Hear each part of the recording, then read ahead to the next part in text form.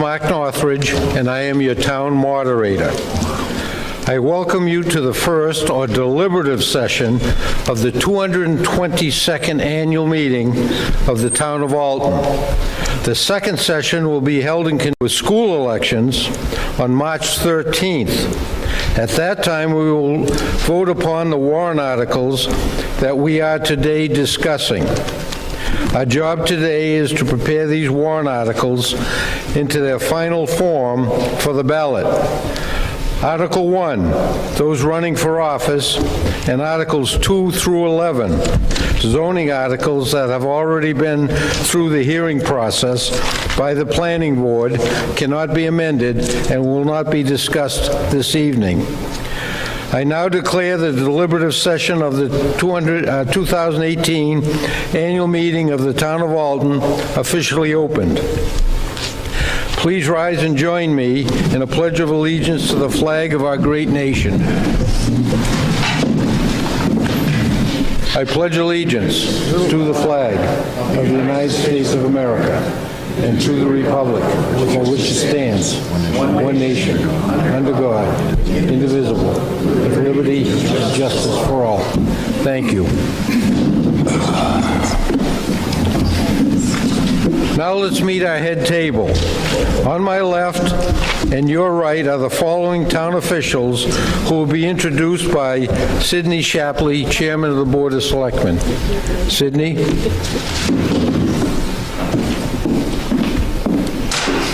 Thank you. We have Attorney Jim Sessler, Town Administrator Elizabeth Dion, Attorney Jim Sessler, Town Administrator Liz Dion, Virgil McDonald, John Markland, Phil Whitman, and Reuben Wentworth. And on this side, we have our town clerk tax collector, Lisa Noyes, and the deputy town clerk, Jennifer Collins. Thank you. On my right and your left are the following Budget Committee members who will be introduced by Roger Nelson, Chairman. Roger?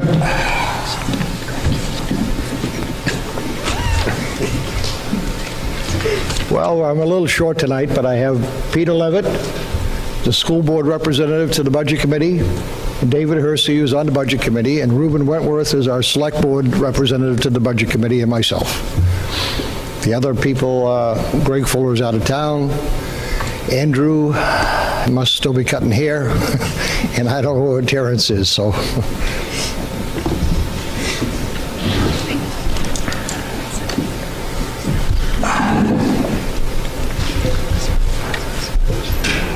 Do you have any presentations or anything like that, Sydney, to make tonight?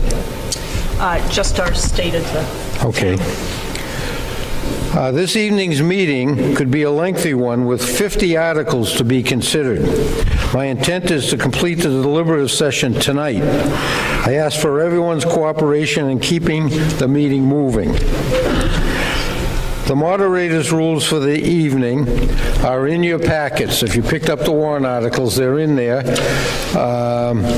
I won't read them because it takes about 5 minutes to read them, so, but please take a look at them so you understand what the rules are.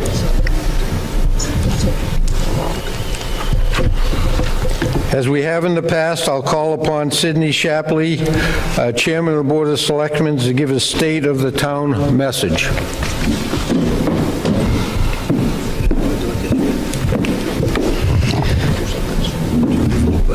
Thank you, Mark. On behalf of the Board of Selectmen, I would like to thank you for attending tonight's deliberative session. I think that everyone feels that the town they live in is the most unique and special town there is, and we here in Alton are certainly no different. We have much to be proud of in town, and since our last gathering for the deliberative session in March of 2017, we have accomplished a lot. Our town administrator, Liz Dion, a guest at last year's meeting, has now been on the job for a full year. During this time, she has streamlined processes and procedures, including the creation of a new salary matrix to replace the outdated step and track system that had been in place for nearly 2 decades.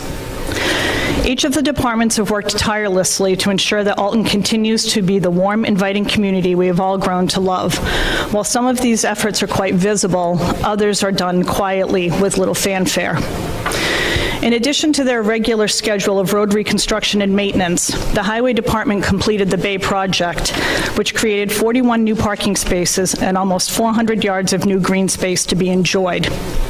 And as a side note tonight, we would like to wish Ken Roberts a happy birthday. He is our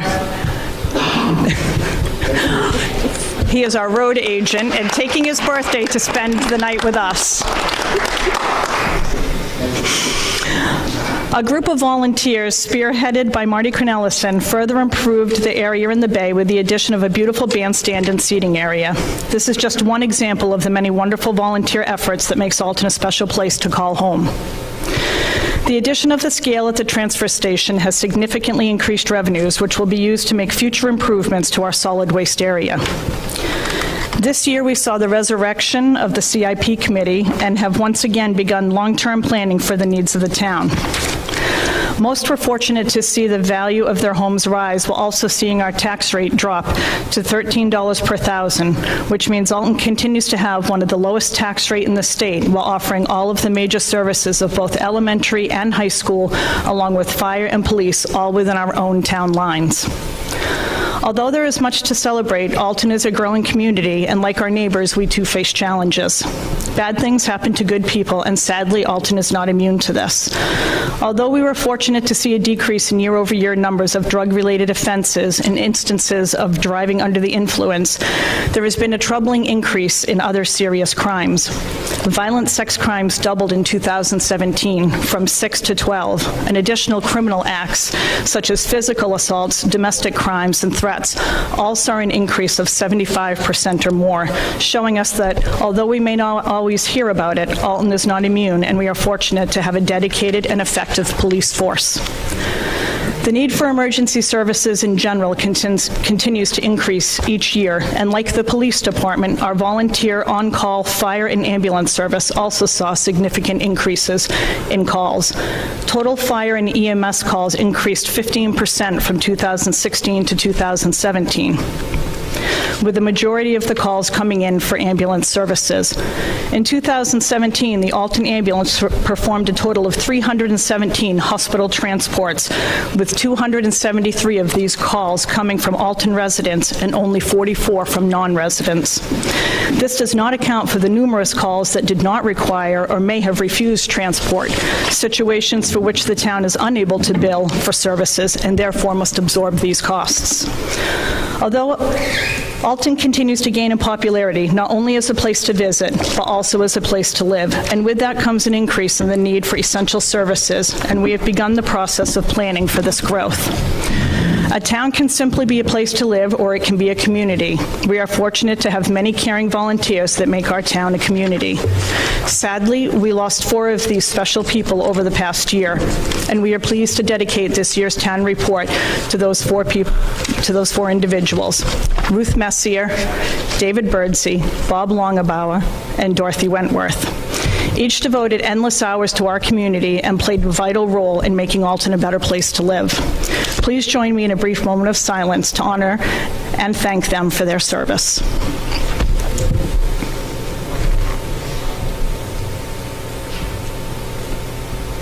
Thank you.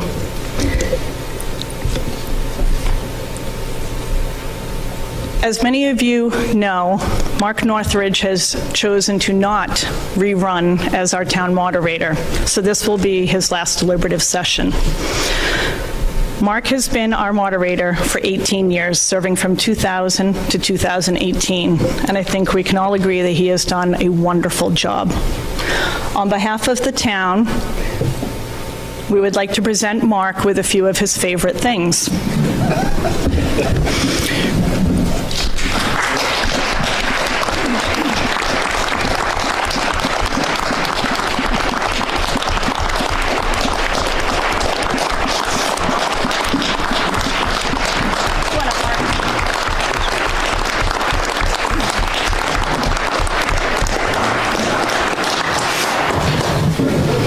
What we've given Mark tonight to help him on his journey are 2 wine glasses, because we understand his wife is a wine lover, 2 beer glasses, and 2 highball glasses, with a few things to put in them. We have the town insignia inscribed on one side, Mark's initials on the other, reading Alton Town Moderator 2000 to 2018. Thank you, Mark, for all of your service.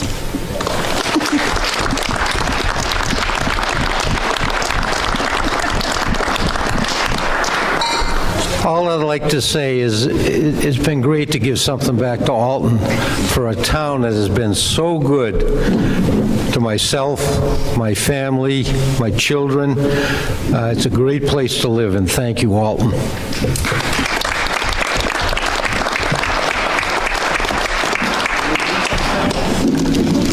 I'm going home now and get into that basket.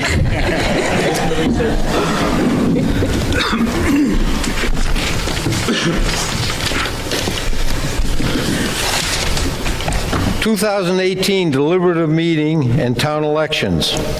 You are hereby notified to meet at the Prospect Mountain High School on Wednesday, the 7th day of February in the year 2018, beginning at 6:30 o'clock in the evening for the purpose of deliberating upon the following warrant articles and the town elections to approve the warrant articles by ballot vote, which will be held on March 13th, 2018 at St. Catherine Drexel Church, lower level, 40 Hidden Spring Road, from 7 a.m. to 7 p.m. Now let's get to Article 12. Article 12. Yes. Mr. Moderator, may I ask for a count of voter attendance to approve those on... Do you have that number up back? I'm sorry, Robin, I can't hear you, but I know you get the number. Yell it out. 62? 62. Article 12. Town Beach Park Capital Reserve Fund. To see if the town will vote to raise and appropriate the sum of $75,000 to be added to the Town Beach Park Capital Reserve Fund as previously established in 2005. Recommended by the Board of Selectmen 4-0 and the Budget Committee 3-1. A majority vote is required. Who speaks in favor of the article? Mr. Wentworth. Who seconds? I guess Mr. McDonald. Who cares to speak in favor of the article? Mr. Wentworth? I have a hard time sitting down and speaking, I'm sorry. Use that one.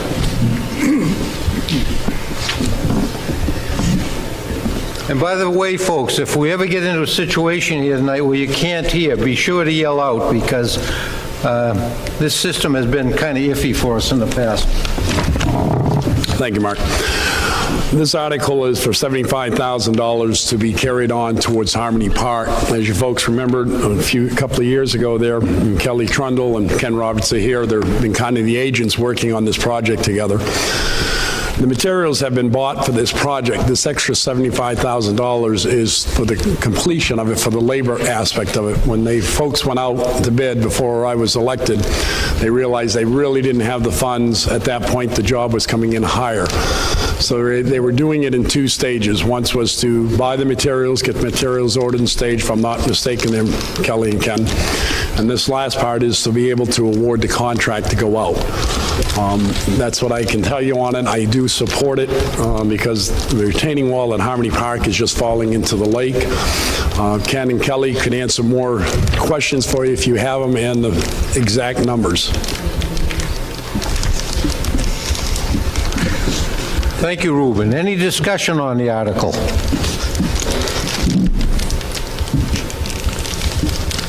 Seeing or hearing none, do we have a motion to restrict reconsideration on Article 12? Mrs. Shapley, seconded by Reuben Wentworth. All in favor of restricting reconsideration of this article, please raise your cards. All opposed? Article 12 is restricted. Article 13, to see if the town will vote to raise and appropriate the sum of $2,500 for the purpose of funding Old Home Week events such as barber shoppers, band concerts, magic shows, and other forms of activities. Recommended by the Board of Selectmen 4-0 and the Budget Committee 4-0. A majority vote is required. Who moves the article?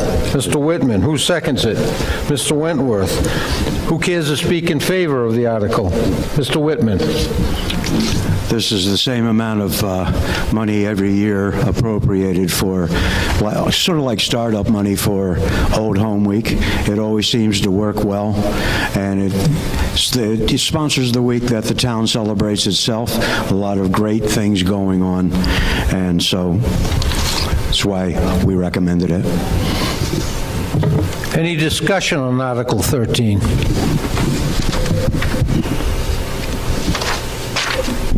Hearing or seeing none, do we have a motion to restrict reconsideration on Article 13? Mr. Whitman, second.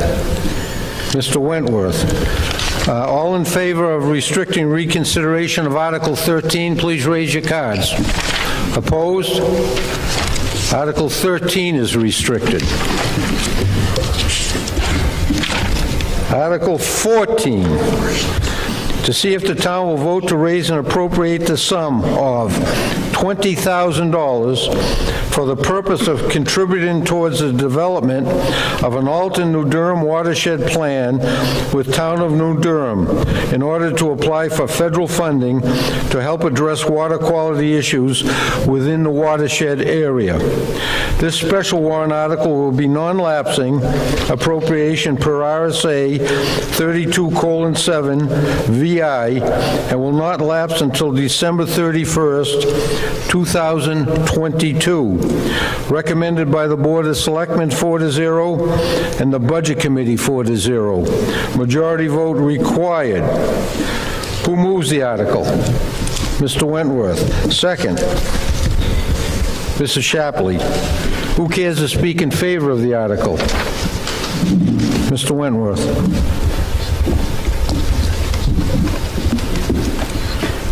I'm sure over the past summer, you folks have seen articles in the paper concerning cyanobacteria, which town of New Durham has faced for the last couple of years.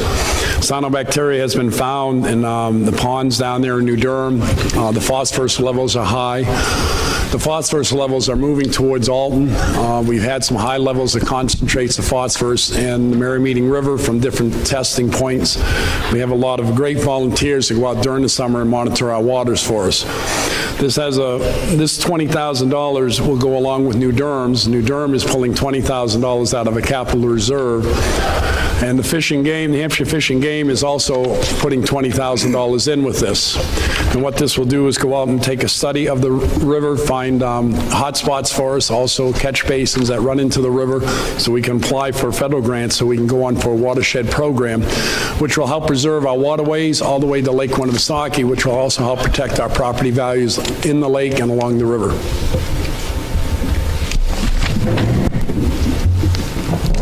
Thank you. Any discussion on Article 14? Yes.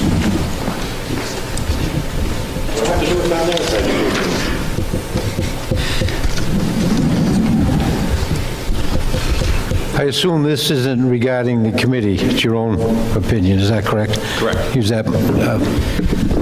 I just have a question on the... State your name. Dave Hershey. Okay. Just a question on the approach, and that is, it's my understanding that the increase in the phosphorus is coming from, or allegedly coming from, the fish hatchery. Okay. Correct. So wouldn't it seem to be a more prudent approach to have that source stopped rather than apply for grants to solve the problem. It would seem to me that the generator of the increase in the contaminants is the one that's ultimately responsible for resolving it. So rather than our 20,000, New Durham's 20,000, this would seem to be a fish and game issue to resolve, to be sure that the discharge of their wastewater is within acceptable parameters for which their permit has been issued. The highest concentrates of phosphorus levels, Dave just answered your question a little better, has been found at the discharge around the fish hatchery. But along Coffin Brook outlet on Merrimeeting River, we have had very high concentrates of phosphorus there, several miles from the Fish and Game Department. So there's a lot of contributing factors towards the phosphorus levels. The fish hatchery, they feel, is one of the highest, but the Fish and Game along the state of New Hampshire have been taking years of trying to reduce that output. This way here, they're trying to get more help about it, but they are trying to address the problem also. Additional discussion, Article 14. Hearing or seeing none, do we have a motion to restrict reconsideration of Article 14? Mr. Wentworth, second, Mr. Markland. All in favor of restricting reconsideration of Article 14, please raise your cards. Those opposed? Article 14 is restricted. Article 15, Benefit Pay Expendable Trust Fund. To see if the town will vote to raise and appropriate the sum of $50,000 to be placed in the Benefit Pay Expendable Trust Fund as previously established in 2001. Said funds are recommended by the town auditors to be used to pay for benefits accrued by town employees and redeemed when they leave employment with the town of Alton, in accordance with town personnel policy. Recommended by the Board of Selectmen 4-0 and the Budget Committee 4-0. Who cares to make the motion? Mrs. Shapley. Who seconds it? Mr. McDonald. Who cares to speak in favor of the article? Mrs. Shapley. The Benefit Pay Expendable Trust Fund currently has a balance of... They can't hear you. Is it not working?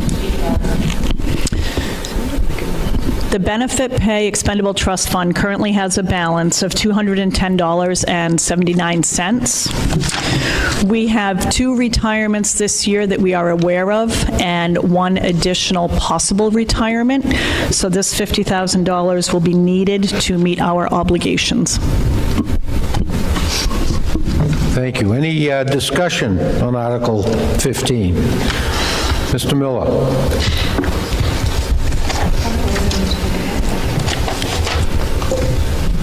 Who's leaving?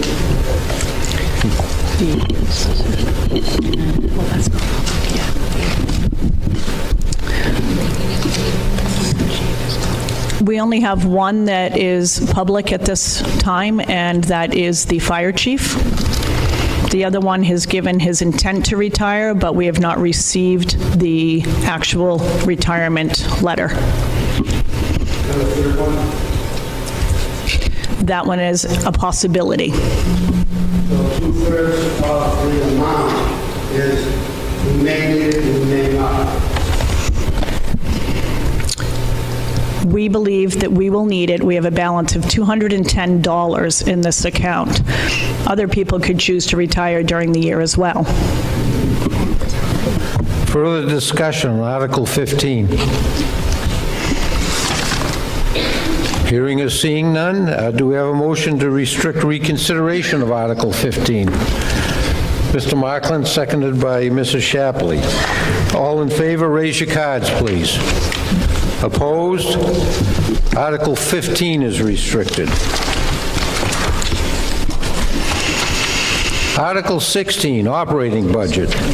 Shall the town raise and appropriate as an operating budget, not including appropriations by special warrant articles and other appropriations voted separately, the amount set forth on the budget posted with the warrant or as amended by vote of the first session for the purposes set forth therein, totaling $7,666,283. 2. Should this article be defeated, the default budget shall be $7,480,031, which is the same as last year, with certain adjustments required by previous action of the Board of Selectmen or by law, or the governing body may hold one special meeting in accordance with RSA 40:13, X and XVI, to take up the issue of a revised operating budget only. This article does not include special or individual articles addressed. Recommended by the Board of Selectmen 5-0 and the Budget Committee 3-2. A majority vote is required. Who moves the article? Mrs. Shapley, second. Mr. McDonald. Who cares to speak in favor of the budget, operating budget?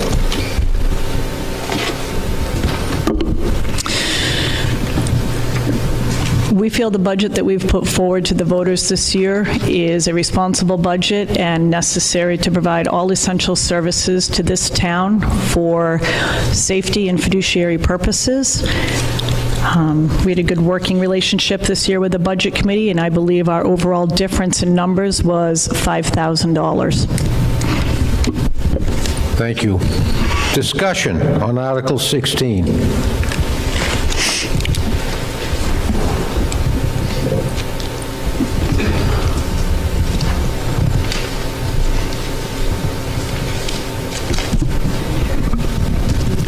My name is Audrey Kaspersky, and I'm proposing to amend the operating budget of $7,666,283 by $65,000 for the purpose of providing 24-hour fire department and ambulance shift coverage, which we currently do not have right now. You can't hear me? Okay, all right. Okay, don't speak to the issue right now. Let's just get a second on that. You've got a second is it to increase? To increase it by $65,000. I'll need that in writing if you can. I can do that. And get it up to me. I'll give you a second to do that. Okay, Yeah. I'll second it for discussion. all right. Can I do that right now and hand it to you, or? If you just give me that, I'll give you a minute to write it up, and then we'll discuss it. So I'm sure I have the right number. Sorry? You open for discussion now? So, You want me to write it down on a separate piece of paper, or then I already have it noted down? Now, do I have a second on her amendment? We have a second up here, Mr. McDonald, so you have a second. The reason why I'm proposing the amendment, all right, the reason why I'm opposing the amendment, or amending the amendment, is because the increase has been needed for a long time. We do not have 24-hour coverage in both those areas.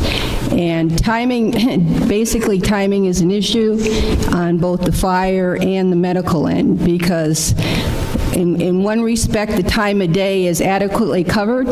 In another portion of the day, it is not. And the ones that are on the receiving end of that could very well be jeopardized, not only with their medical needs, but they could lose their house, or in case of fire, other issues. So it's important that we do this. I think the time is here. There's a lot of, as you noted before, there's a lot of activity in the ambulance department area, and if we don't respond equally on these areas, then we're at fault for jeopardizing a segment of our population in Alton. So is it worth it? I don't think so. So that's why I'm proposing the additional amount of money, so that that department can be adequately staffed to provide Alton with the needs that they deserve. Okay. Okay. If you'd put that in writing for me, just tear off Article 16 or what you have and write in the dollar amount, please. Hang on one second, folks.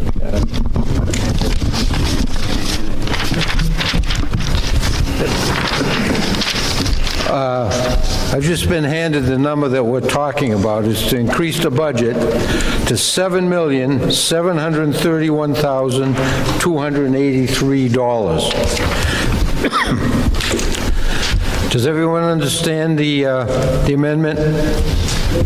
Any discussion on the amendment? Mr. Moderator? Go ahead. During the Budget Committee public hearing, I asked about this, and I was told that the budget already includes people for full-time 24/7. That was at the Roger, can we remember that? I guess not. Well, anyway, I was told at that time that the... $100,000 stip in the budget for the fire department for the ambulance to have full-time service. No. The 65 would be in addition to that, unless the chief has something We to add. can't hear him. So,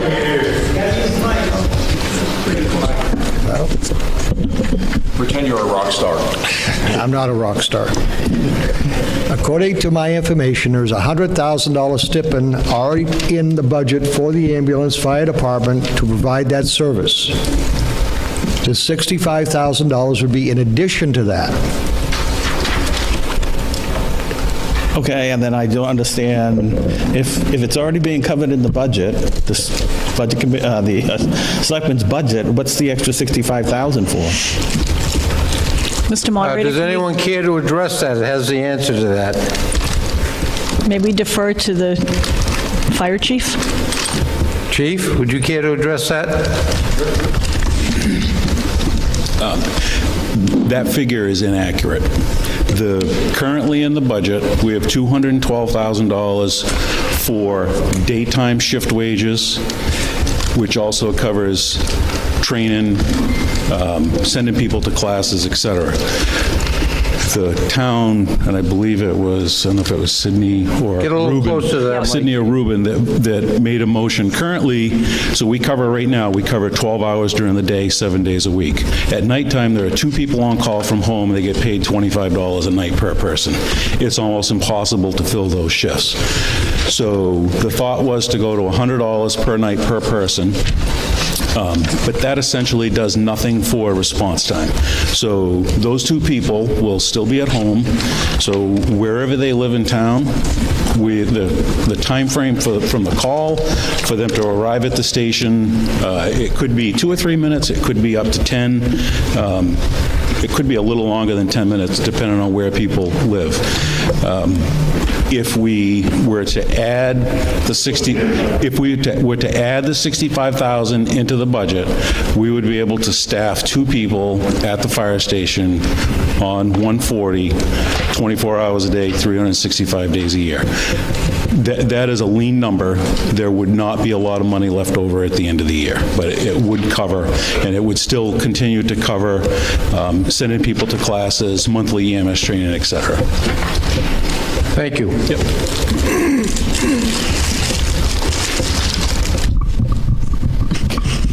I don't believe that answers the question. I understand the subsidy thing, but at the public hearing, I've got my notes right here. It said 24/7 ambulance, 2 people.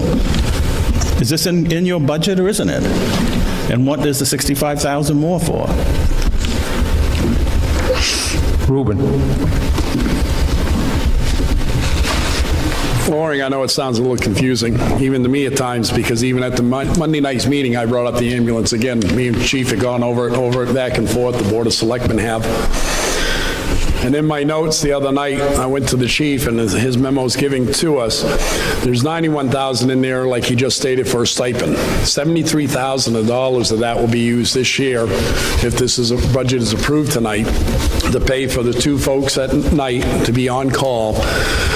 But he also has ambulance attendants that live in Dover and different areas. And in his justification, we talked about a per diem shift.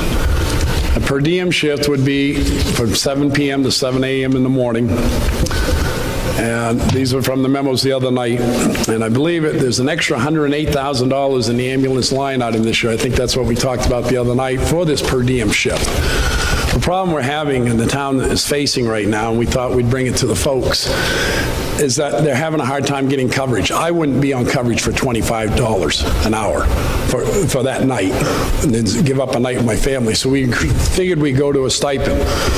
But there's some folks that live out of town that work for us from their full-time jobs as ambulance attendants. So the ones from Dover, the ones that were out of town, we're trying to get them to stay at the station. This $108,000 added to the ambulance line item is to help pay for that. This is where the largest part of our budget increase came from this year, is the fire department for different things, but most of it all was for wages for the ambulance and also firefighters, because we've been running a shortfall there, especially on the ambulance, because the revenues have not kept pace with what our costs are being. So there was an extra $108,000 in the ambulance wages this year, and in your handouts, if you go and get the budget, the ambulance salaries have been switched over to the fire department now, and it says ambulance wages. So the other than $65,000, I don't know where that would come from, because that would in turn, you'd have to start thinking, well, full-time, you'd have to have benefits. There's no money in any of this per diem or stipend for benefits. This is just, they basically come in, they're part-timers, they don't get any benefits out of that. So this other 65, I don't know where that's coming from or where those would work with the wages that we have now. Further discussion? So were the selectmen not recommending this $65,000? No, yes. Well, it was a motion made from the floor. Yes, and do you think it's the voters should vote for this amendment? I'm asking your opinion then. I think if any of us give our opinion, we need to remove ourselves from the Board of Selectmen and speak as individuals. Okay. I'm happy to do that. So if we go to your default budget pages, this is kind of related because it shows $227,891 increase in the fireman's budget. Are you saying that came from the ambulance line and has moved down into the fire budget now? Is that where that number is coming from? I'm sorry, Lori, if you could just repeat that. In the default budget, she's saying about the $65,000 more dollars. You've got $227,000 more dollars in your default budget. Is that because it moved out of the ambulance? Yes. Okay, thank you. But not all of it. Some of it's full-time chief and... Mr. Miller? That's already in the default budget. Usually I understand numbers. I'm really confused here. The wages were taken out of the ambulance. First, can you tell me exactly how you came up with the number 65,000? Deputy, full-time deputy. No, that would have to be the person who made the motion, Whoever. if she'd care to address that, 65. Would you care to? Come to the mic.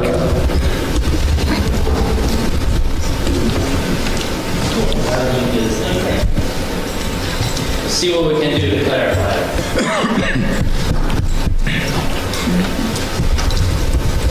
I apologize that I'm in uniform. I'm on duty tonight. I do live in the town, and I was going to bring this forward if she was not here. The number 65,000 is a rough number that we took out of an average of what we have for employee payroll numbers right now for employees. It was just a guess of a number of an average pay scale of our highest paid employee that works hourly shifts and our lowest paid, to get an idea of what it would cost to bring the department up to a point where we have people staffing our apparatus in the fire station 365 days a year. We currently don't operate that way. Now, there was a movement brought forward by the selectmen to improve this issue that we have in the town, which is we have staffing issues. We're not getting volunteers, whatever language we want to use. They're not coming forward and working these shifts, so we have a lot of shifts that go unstaffed. What does that mean for our people that live in town? That means when you call 911, not only are you having a delay in response because we're not available, which that's not to scare anyone, someone will. We have mutual aid for that. We can't heavily rely on that. But right now, our issue is not only that we can't staff, is that what we do have staffed, we have extended on-scene times or delay to get our apparatus to the scene because we are staffing from home.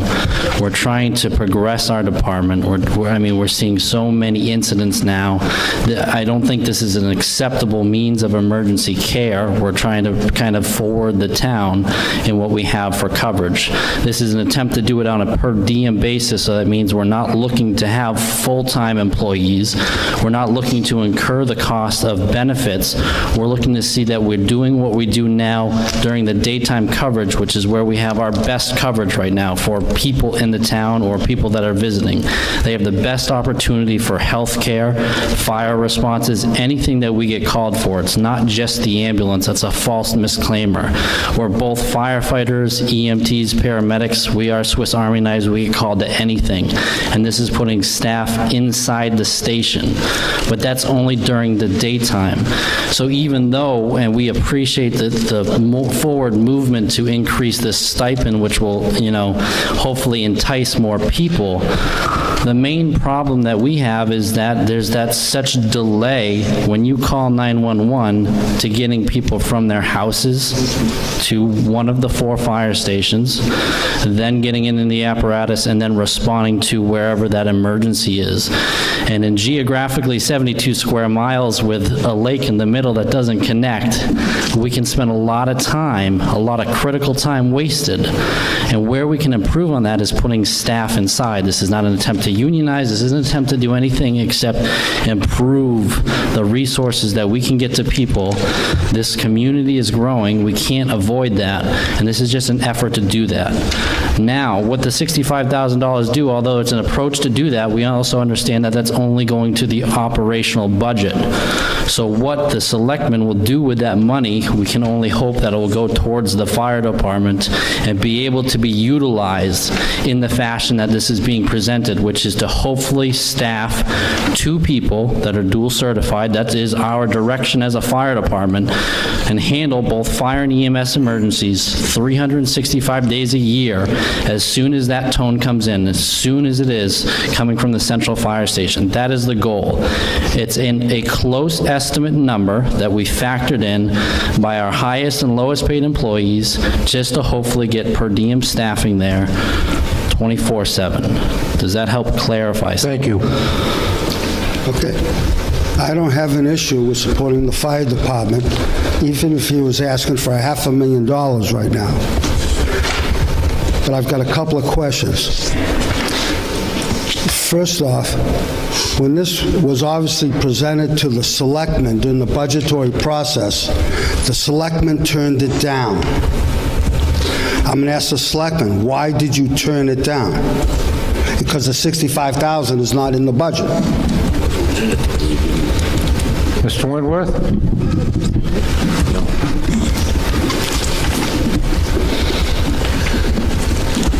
The $65,000 wasn't turned down. We met with the chief, and according to the chief's figures, on an average of $20 an hour, and I think that's what we used was $20 an hour, and if you went with 4 people on a day, 2 during the daytime, 2 at night, at $240 times 4 is $960 a day it would cost you.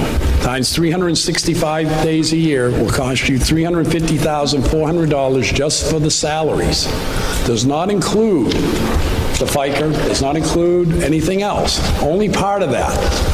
But right now, during the day, you have 2 on.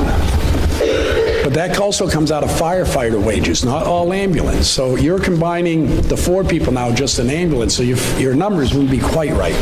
The agreement we came up with, and the chief didn't come back with us to change it. The chief and the Board of Selectmen agreed on all this, and we thought we'd bring it before the people. So to throw $65,000 in an amendment, which I can appreciate a citizen doing that, this is what the chief came to us, we went through it, we looked at it, and we agreed to it. So if you took the stipend out, right now in the ambulance is $212,000. You add the stipend, if you took the stipend out, if you're going to put somebody there all night long, you wouldn't need a stipend, because you'd be paying them more than what the stipend would be. So you add that 91, you'd have 303,000. You're missing 47,000 to fund that for 24 hours a day with 4 people on. If you did that, you could take away some of the firefighter wages. So I believe we're pretty much covered there, especially for going into the 3rd month here when we vote on this budget. We'll be able to move forward, so you're only looking at 9 months budget at this point. So you will have extra revenues there. But the only problem is, do you have enough there for your FICA, your stuff like that? Because we do still have to pay that. Everything should be paid. Wait a minute, Ruben. Yes, sir. I'm still a little bit confused. Yeah, hold on. Yeah. We have discussion on an amendment that hasn't been voted on yet. No, and this relates to the $65,000 number that they're talking about. So this is part of the amendment. That she suggested. Wasn't that the amended amount that she gave you? I thought we had to vote on it before we discussed it. It was increased by $65,000, and that's the number we're discussing now, the $65,000. So my question is, it wasn't presented in the budget. Yes, sir. Okay. And not the 65,000. That's correct. Okay. But you just said that you were in favor of it. Why didn't you bring it as a separate warrant article for us to vote for, unless you didn't support it to begin with? It was never brought before us to be, we never talked about going, we did talk about going before the special warrant article, but there was also opinion of it that it could cancel out part of the operating budget. So this is why we're putting the operating budget, because it actually belongs in the operating budget, not just as a special warrant article. And this way here, we put it in there because on the floor, as this young lady did, she amended it to increase it by anybody could get up and amend to decrease it by whatever amount. But we thought we would give the voters the choice if they want it. I mean, we all have to stop and think. We want to be secured, we want to be safe, we want to know medical attention's there. And from firsthand experience this year, I'm thankful they were there, okay? Didn't need them in the middle of the night until the life alert went off 3 months after my mother passed away, and they were right there. But still, the point being said, there's enough money in here to cover what they want to do. And I think, to be honest with you, I don't agree with this whole budget. But I did my numbers, what the chief gave me here, and this is the numbers I come up with, and I believe there's more than enough money in that budget to accomplish what Mr. Cantor would like to do. And yes, Mr. Cantor, I do believe that we need to pay for everything. I'm not going to vote against the fire department and putting one life in jeopardy. I will support this, but it seems to me intuitively that what you're trying to do is evolve this to a full-time fire department in town, okay, that will ultimately be unionized and turn into about a $1.5 million to $3 million number. That's just that's how I feel about it. Yeah, go ahead. I said the same thing, Mr. Miller, but the main thing is when we discussed this was we felt a proper and economical way to start and for safety because we didn't want to overwhelm everything and study this for 3 years. And I think that even what the chief had even recommended to us, that we look at this, we study it for 3 years.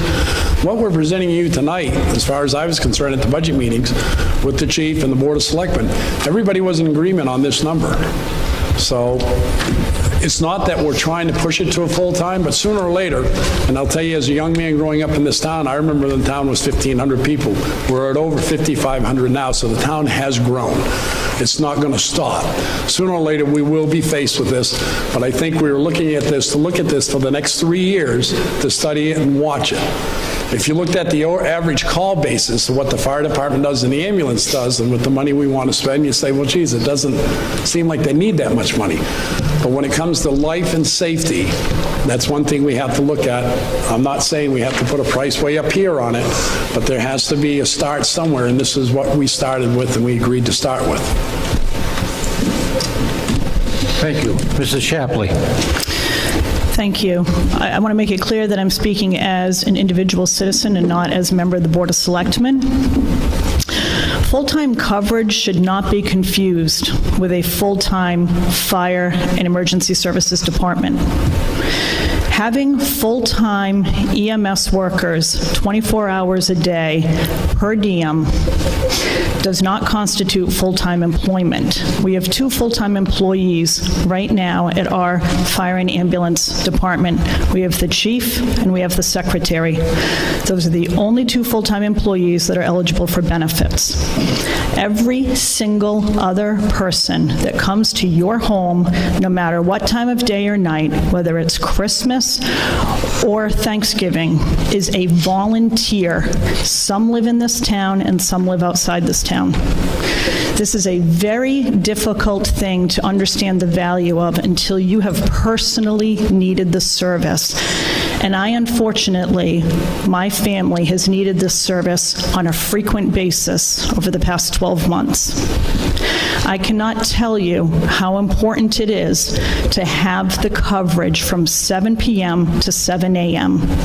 It will mean the difference between a life-saving event or a death. $65,000, if not used, will be returned to the town. We have done an incredible job of keeping this budget down. Our department heads have done a great job of reining in their budgets. This money is not going to be spent needlessly or foolishly, but we are long past the time when we can continue to ask people who work other full-time jobs to come in and do this for us. We are losing talented young men and women to the towns around us who are offering full-time employment with benefits, and it's a shame because we have an amazing group of workers in our fire department. I would like to see us support them and support our own town and not confuse full-time coverage with full-time employment. We had looked over the years at going private. It would cost us easily $500,000. We would lose the revenues, and we would not have a guarantee that an ambulance would be in this town. The number one reason, we don't have enough residents or a nursing home. We couldn't even get someone to bid on coming here. So what we have is great for the price we have it, but we've outgrown it. So I would recommend that we support this amendment. On the amendment? Peter Bolster. This issue that we're talking about tonight has been an open secret in this town for many years. We've been trying to meet the modern needs and modern expectations of medical coverage with a system that worked very well years ago. The age of our community plays a great deal into this because we do not have that cadre of under 40 people. There are many people over that are in the fire department and this sort of thing, but basically under 40 people in this community to draw from that work locally instead of working an hour and a half away in different directions to continue to run our emergency services in the way that we did even 10 years ago or 15 years ago or even 5 years ago. On a personal level, this is something we can nitpick back and forth, but it's something that's going to be a discussion in this town and needs to be a discussion in this town for a number of years to come to make sure that we have the kind of town where it is safe and where people can have the benefits of modern medical care that people deserve. On a personal matter, Had I had my heart attack back at the end of May in Alton, I'd be dead. I happened to have it along the side of the road in Maryland. I went into cardiac arrest 4 times in a half an hour. The ambulance was 3 minutes away. It was staffed. They got me to the hospital. They stuck a stent in me in a half an hour, and I feel great. Now, there was a lot of happenstances in that particular situation, and it may not happen in every case. But we need, in this period of time that we live in, and all the people here need the opportunity to have the best medical care as quickly as possible. It's going to be tough. It's going to cost money. And like a lot of things that we deal with, it's the question of how much money do we spend to gain what benefit? And we're going to have to argue this back and forth. We're never going to make it come out exactly right. But I would say we've got to keep working at this. This is not going to be the last meeting we're going to talk about this issue. And it shouldn't be, because it's probably the most important issue that this town needs to deal with in the next 5 to 10 years. Thank you. Any further discussion on the amendment? Mr. Carr. Well, getting back to what we were discussing, the $65,000, again, I'll state, at the budget public hearing, the budget that the selectmen presented and the budget committee represented said there was going to be $370 a shift, it's right off my notes, 24/7 coverage for 2 persons. Now someone gets up and says, I'm going to add $65,000. So let's cut through the old, I know they're doing a lot for the town. What is a $65,000 going to do? If you already have it in the budget, Reuben, that's what you told me, they do, then what is the $65,000 going to do? And at that same discussion, we already talked that the stipend was going to stay in. So what is this $65,000 going to cover? Loring, I can't tell you what's 65,000, but if in the budget, ambulance part-time wages, $212,000, stipend, $91,000. If you take the 212 and add the 65 to it that they're proposing to go in, would be 277. If we don't need that money, because if you're going to put them in the station 24/7, you don't need to pay a stipend, because they're going to be on duty making more money than $100 a night. So if you take the stipend out, which you really only need 73,000 of it, but if you put the 91 with it, you're at 303,000. So we have more than enough money. We don't need the 65,000 to do the 24 per diem. So really, we don't need that. Further discussion?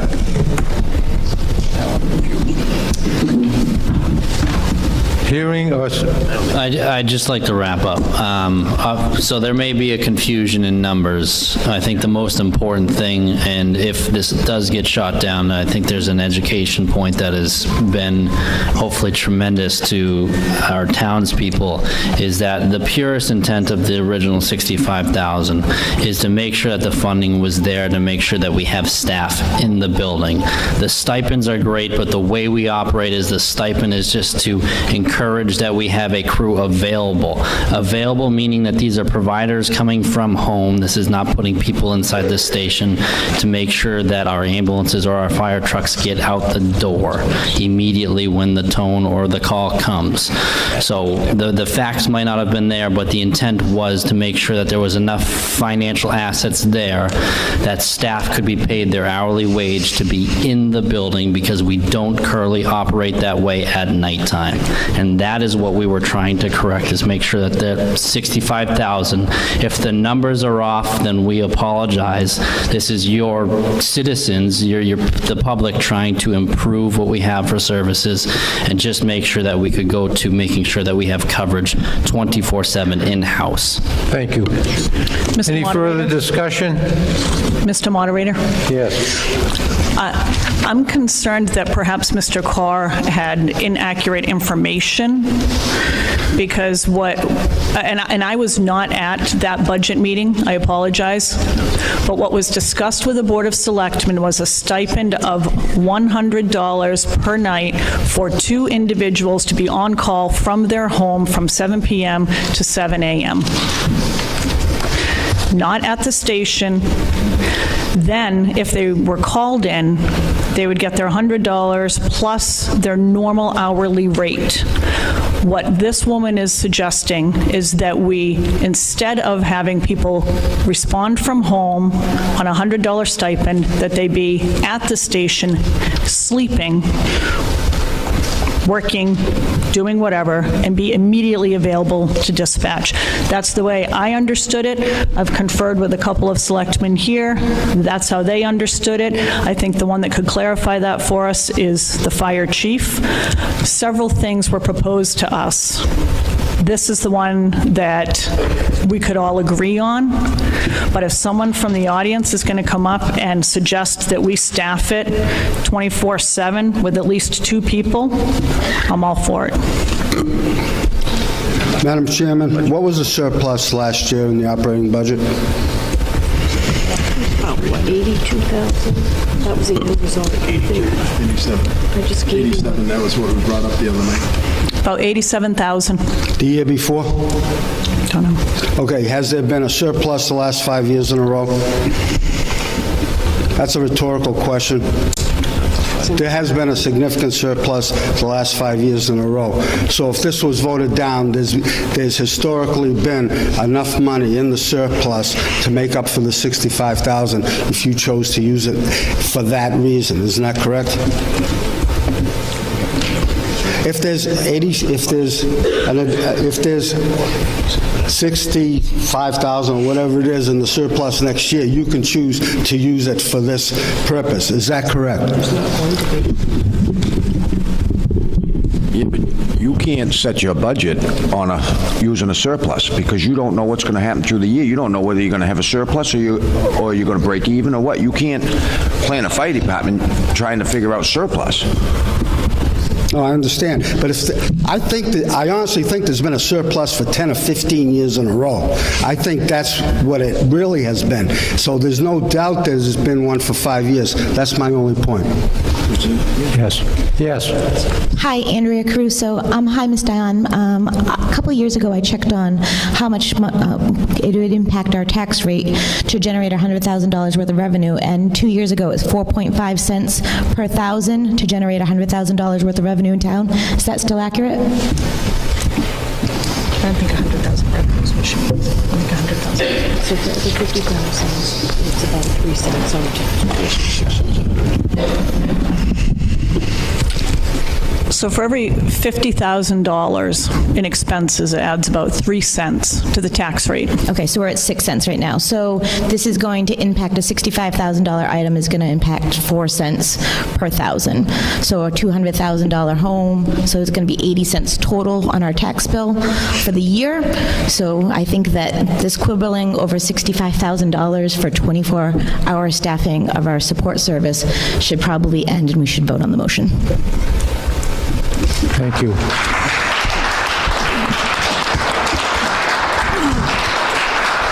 Mr. Moderator? You're going to have to get on your knees there, Ruben. I might have to.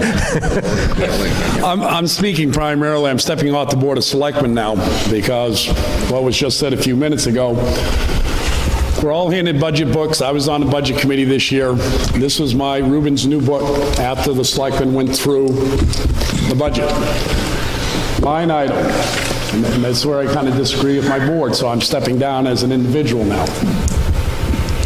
Line item 422018, account description, part-time wage staff coverage, 7 a.m. to 7 p.m.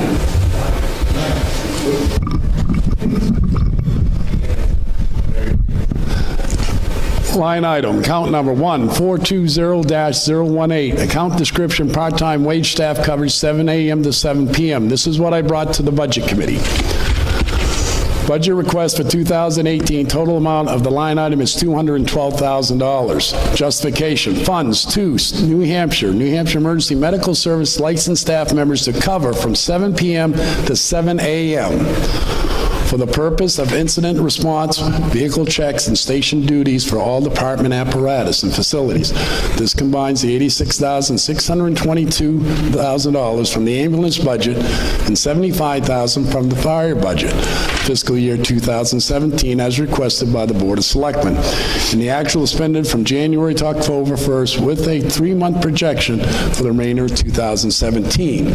So the $212,000 that's in that line item is what I just read you here. That is supposed to cover our per diem shift from 7 a.m. to 7 p.m., and along with the rest of the money that's in it should more than well cover what you folks are looking for 24-hour coverage. I didn't mislead anybody at a budget hearing, nor would I do that. Thank you. Further discussion? Yeah, I just want to clarify my statement. I didn't mean to say that anybody misled. I think it was misunderstood. Because I see the chief shaking his head that those numbers are not. I think it was a misunderstanding of what that actual number makes up. What I presented for a budget was not that number. I can tell you it was significantly higher than that to have 24-hour coverage. Can you speak louder? So what I presented as a budget initially is not those numbers. That is 100%. The initial budget that I presented was over $1 million to have 24-hour coverage in the fire station, and amongst other things. Going back for October, there were 3 day shifts open. November, there were 7. December, there were 18 day shifts that we did not have 2 providers in the station. So as a result of that, some people waited for ambulance service, and I can tell you that people were negatively impacted.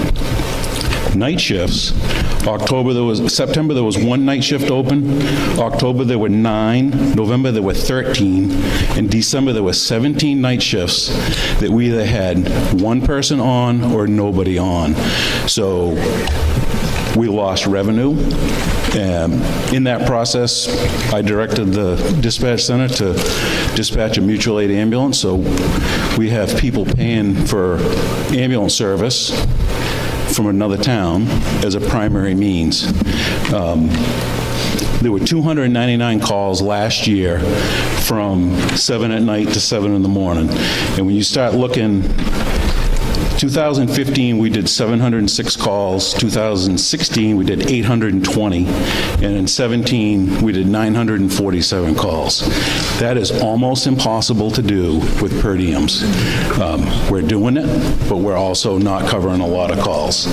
There were, in 2016, we did 306 transports to the hospital. We did a lot more medical calls, but a lot of people decided they didn't want to go to the hospital. 2017, that was about 317. We collected north of $200,000 in revenue. That money, up until this year, has always been used to fund the entire ambulance service. And what I presented to the board when I started looking at the numbers, because we have not replaced ambulances here on a regular basis. Last spring, we had about 5 days where we didn't have an ambulance in service because neither one of them passed inspection. So, there are none of these numbers that are being made up. The $212,000 covers the day shifts and calls at night and training. The $91,000 covers the stipend. We'd still need that $91,000 to cover for the whole year. Because we have a per diem group, it is almost impossible. I mean, today, I have my 2 highest paid employees on shift during the day and tonight because they're the ones that are available. Some days it's the two lowest paid, just that it happens to be that they don't have advanced EMT, they're not a paramedic.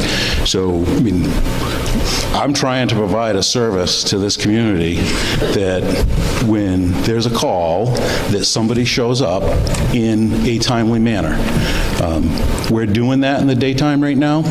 We're not doing that at night. So, you know, hopefully you're not the one that has a heart attack at night and has to wait. Evan lives up by the dump, and Justin's on tonight. He lives by the station. We're pretty good covered today. Other nights, it's not covered well. And, you know, I'm trying to make a service for this community that is a modern ambulance service and a modern fire service. And we've done that to a degree, but this is the next step. And it's up to the voters to decide if they want to support that. Thank you. Quite frankly, this is a mess. I don't know what to believe anymore. You have different numbers floating around here. I was told at the meeting, at the public hearing, I'll go over that again, if that number wasn't right, somebody should have spoke up. They didn't. When you people started working on the ambulance fund, I asked the selectmen to have a public hearing.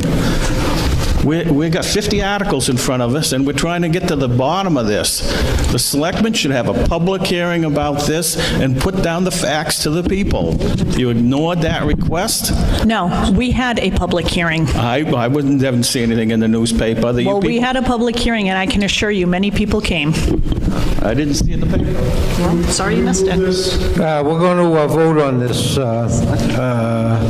Does everyone understand the amendment? The amendment is to change the dollar amount to $7,731,283. That's the amendment. All in favor of the amendment, raise your cards.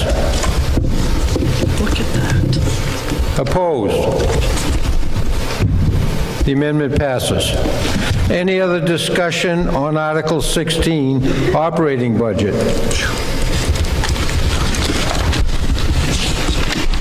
Hearing or seeing none, do we have a motion to restrict reconsideration of Article 16? Mrs. Shapley. Second. Mr. Markland. All in favor of restricting reconsideration of Article 16, raise your cards, please. Those opposed?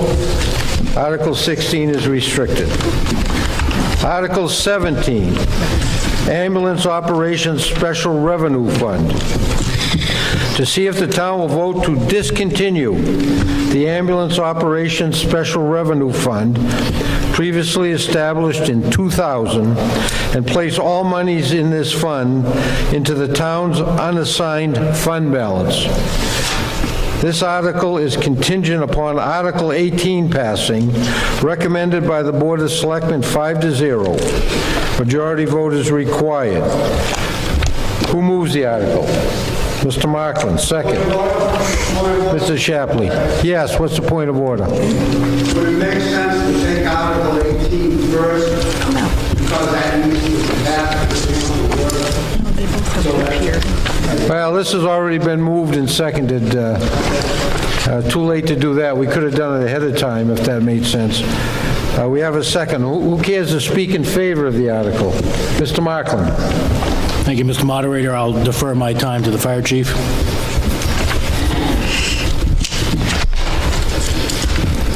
When the special operating special revenue fund was established, it was probably a good thing then. The danger in this article is if this does not pass every year, there is absolutely, we will have to shut the ambulance service down probably by June 1st or before for the year. So in conjunction, my thought process was that we needed to change it so we didn't have to, because it's not covered under the default budget. And the state DRA does not, they don't like the special revenue fund because of that reason. So simply what we're trying to do is create a process where we establish a budget, it goes forward, it gets approved by the board, and then we have a working budget without having to worry in March that it gets voted down. It has been about, last year was $168,000 for the ambulance. We took the wages out, so this year it's just shy of $80,000 for the ambulance budget.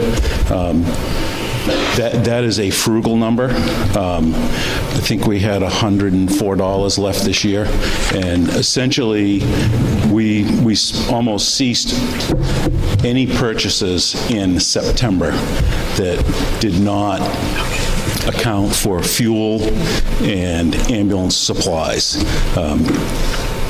So, any questions, I can try to answer them. Further discussion? Did the budget committee vote on this?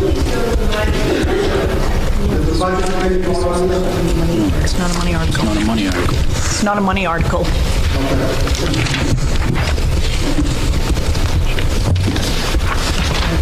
Any further discussion? Hearing or seeing none, do we have a motion to restrict reconsideration of Article 17? Mr. Markland, second. Mr. Wentworth. All in favor, raise your cards, please. Opposed? Article 17 is restricted.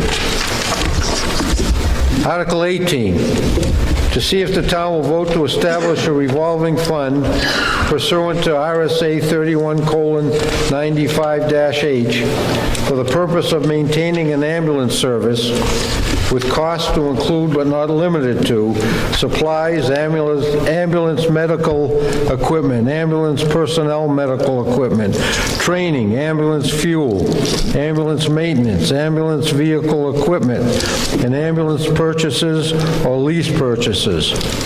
This fund will receive all forms of revenue from the ambulance service, to include but not limited to ambulance billings revenues, activities, donations, services, and other income which will be deposited into the ambulance revolving fund.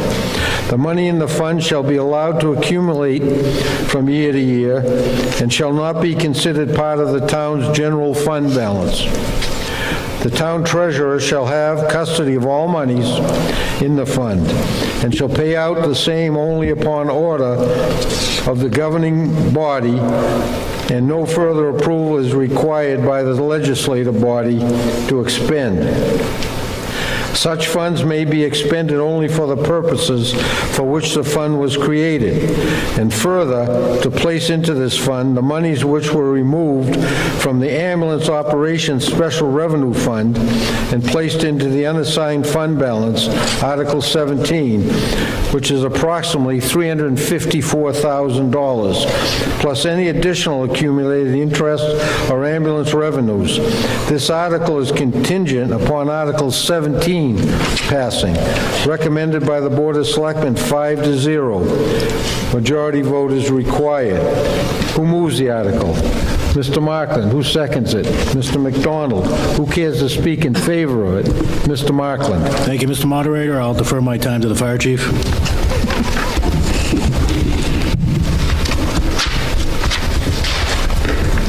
Establishing this ambulance revolving fund would essentially, so I or whoever is the next fire chief would present a budget, it would go to the Board of Selectmen, they would approve it, and at that point it would be approved. All the money in the ambulance fund,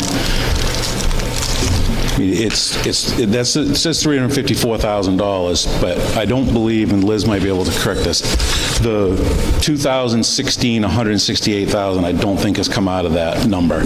Correct. So when I started looking at replacing, currently 2 years ago we had an ambulance that was almost 16 years old and one that was approaching 11. So I proposed purchasing an ambulance every 5 years that would give us nothing that was older than 10 years old. But when an ambulance right now $180,000 to $225,000 is a pretty average ambulance. That's not extravagant.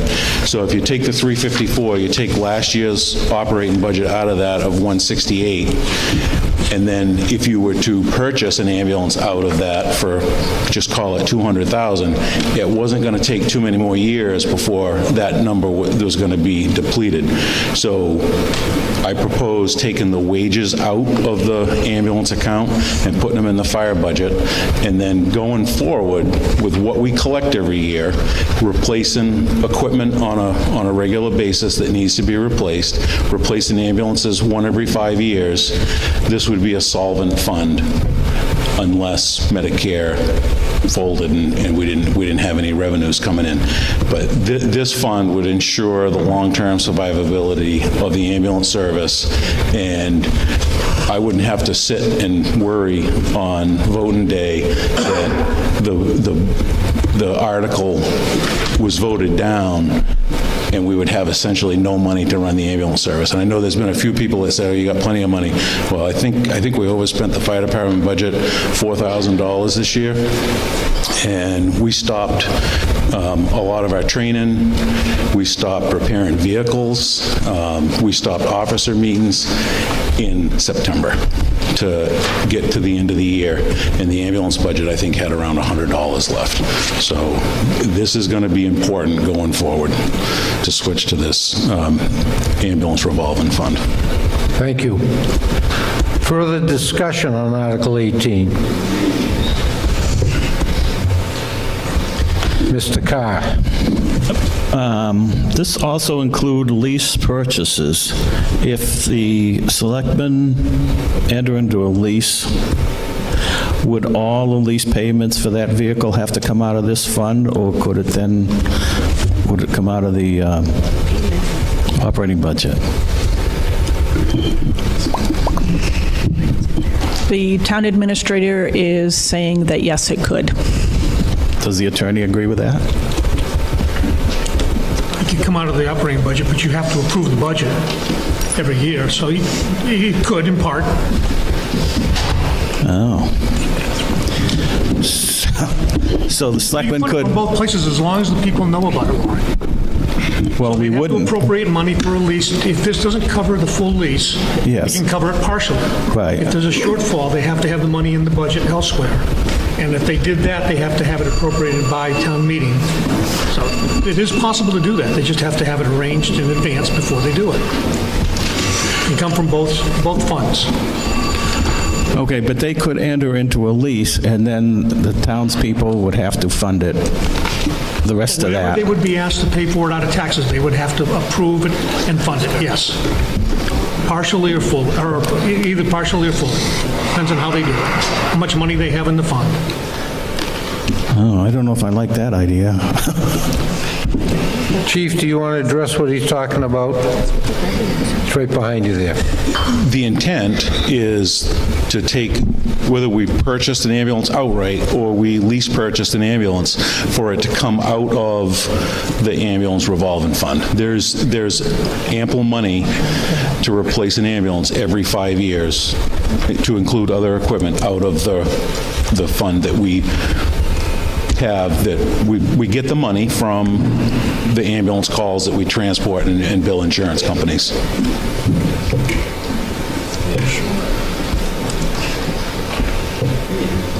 Yeah, but usually when we have a lease purchase, it's voted on by everyone. This would be starting a lease purchase without the voters' say, and then they're stuck for the rest of the lease. If they have $100,000 in this revolving fund that came out of the revenues from the ambulance, it didn't come out of taxpayers' dollars, it came out of the revenues. Yeah. If they have $100,000 and the lease is for $100,000, they can enter into the lease for $100,000, and that's completely legal. Right. If they have $50,000 in the fund and the lease is still for $100,000, they can use the $50,000 out of this fund without going to the voters because they've approved this. Yeah. The other 50, they have to go to the townspeople and get them to appropriate the other 50, just like they would normally. Okay, but would that be a specific warrant article, or would that just be an operating budget? Would that be part of the operating budget? We've always done it, that's up to the selectmen and the budget committee, but we've always done it as a special warrant article. but this does not lock that in. This has only got to do with the money that comes from revenue, not from taxpayers' dollars, Lauren. But it could future of the, if... It doesn't bind the voters to spend tax dollars. They still have to vote to appropriate it year to year. Okay, so if your example, they buy an ambulance for $100,000, they have 50 in here, and there's 50 more to go, the voters could vote no, and the ambulance would have to go back? Right, and the lease has a non-appropriation clause. All of them have it. If they don't appropriate the money, the lease goes back. That's the deal. That's how they all work. Because we never know if the townspeople are going to vote any lease payment for more than 1 year, from year to year. And if they don't vote it, the vehicle goes back. It's the way it always works. I'm just concerned about when you said that it doesn't have to be a warrant article. I mean, operating budget, there's a lot of things in the operating budget. People don't have a clue of what's in the operating budget. You know, it's like if they could put it in the operating budget, 99% of the people won't know that it's in there. The selectmen have never done that. The selectmen can put all of these pieces of equipment that they have that are coming up in the operating budget if they chose to. They chose not to. They chose to let the people know what they're voting on. And I expect that the Board of Selectmen will always do that, but they're not obligated to. They could have one big operating budget for everything if they wanted to. There's no requirement not to. But the townspeople elect them, and they always do special warrant articles, and that's what they would do for lease purchases as well. But yeah, they could put it in the operating budget if they wanted to.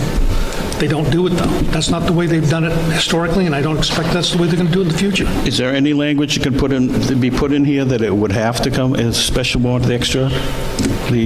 No, this is a revolving fund. It's got nothing to do with the operating budget or the taxpayers' funds. But the lease part, the lease of if you have a lease, that the rest of the payment of a lease would have to go on a special warrant article. You have the non-appropriation clause in the lease, Lauren. That's what covers what your concern is. Ken. After this discussion here, just to know that I was chairman of the fire wards at the time we purchased the first 2 ambulances. They were a lease purchase, and they do come out of the revolving fund. Always has come out of the revolving fund. Had nothing to do with taxation then, and I don't think the intent of this was to come from taxation. It will be coming directly out of the revolving fund for the lease purchases. Practice, that's what it is. Mr. McDonald. Virgil McDonald.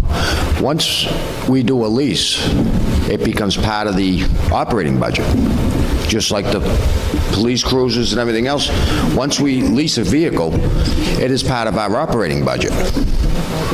It's not a warrant article or anything else. It becomes part of our operating budget. We have special warrant articles for leases all the time. Right, but once we get the first lease, that lease becomes part of our regular budget. We don't have to come back out to the people and ask them to release a vehicle. It's part of that budget. It's a budget line. They have to appropriate the money for that next year's lease payment, whether it's in the operating budget or a special warrant article. They have to. Yeah, but we can't sit as a public and cut line by line out of a budget. This is a bottom line budget. We have to cut bottom line. Once we lease it, it's part of that operating budget. We can only cut bottom line as a public. We can't cut a lease out of the budget. We don't have that right. We can only cut bottom line. And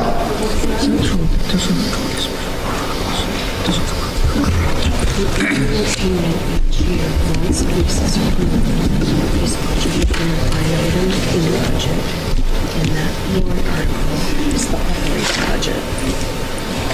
So if the operating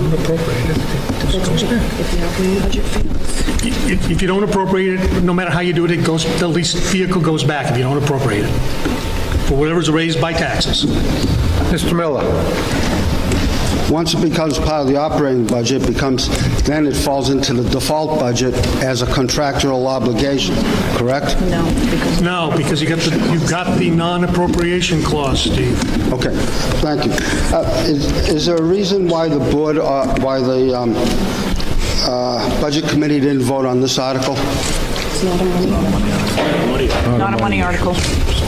It says to raise and appropriate $354,000 to deposit into this fund with said funds to come from the unassigned fund balance. That sounds like a money article. It's moving it from the revenue. It's moving it from one account to redo the account so they can use it. Is that a legal opinion? It's not going to impact taxes at all. That's why it's not a money article. It's already money that's there. It's going into an unassigned budget item, money article. It's just being moved from one account to another. It's always been raised. It's already been raised. It's not going to have any impact on the taxes. I understand that, but if the item is going to have have elements of a different usage, shouldn't that go before the Budget Committee as well to be voted? Why can the selectmen just determine this is how we're going to change the ambulance system? We can't. Without running it through the Budget Committee? We don't have that power to change this. No, we don't. This is DRA wording.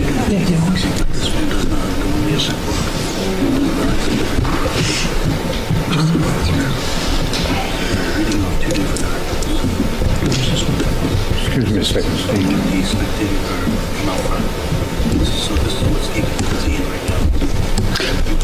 Our tax money is being used for a slightly different purpose as intended, and the Budget Committee was cut out of, oversight. Steve, you're not, the actual warrant article that's been approved by DRA, Department of Revenue Administration, that language that you're talking about, raise and appropriate, has been removed. It's not in the article now? I don't know what you're reading from, but it's not the article that... Article 18, 1, 2, 3, 4 up, and further to raise an appropriate $354,000 deposit into this fund, etc. You've got an earlier version, this is the warrant article? I picked it up there. I don't know what's out there. I know what Mark wrote, I know what's in the book, and I know what DRA approved. You want to go down and give it to him? So I don't know what you've got. I got what they handed out. I'm sorry. I got what they handed out.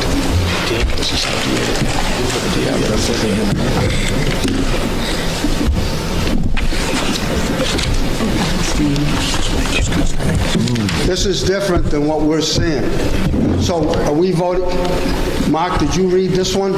No, I read that one, that's my copy. This is your copy? Yeah. Are there any other differences in the articles going forward? Or we got to compare each one? I'm not trying to be sarcastic. Well, generally I read it, so read along with me if you have an article there and you're concerned about that. Further discussion on Article 18. DRA came in with a late change. And I think there's some concern that what you might have in hand is different than what I have here. So I'm going to read it once again.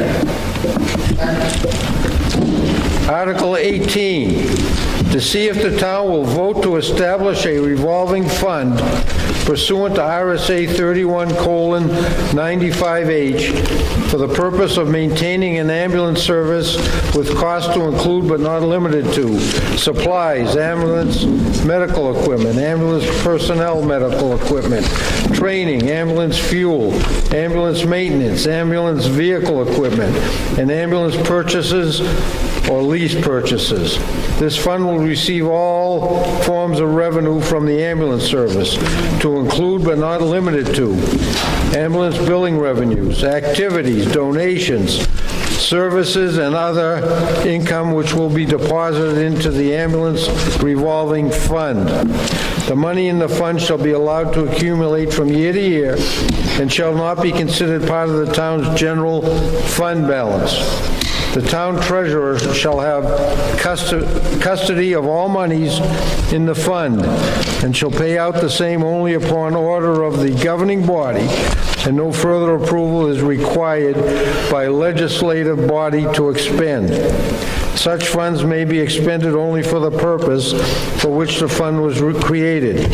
And further, to place into this fund the monies which were removed from the ambulance operation special reserve fund special revenue fund and placed into the assigned fund balance, Article 17, which is approximately $354,000 plus any additional accumulated interest or ambulance revenues. This article is contingent upon Article 17 passing, recommended by the Board of Selectmen by a vote of 5-0. Is there any further discussion?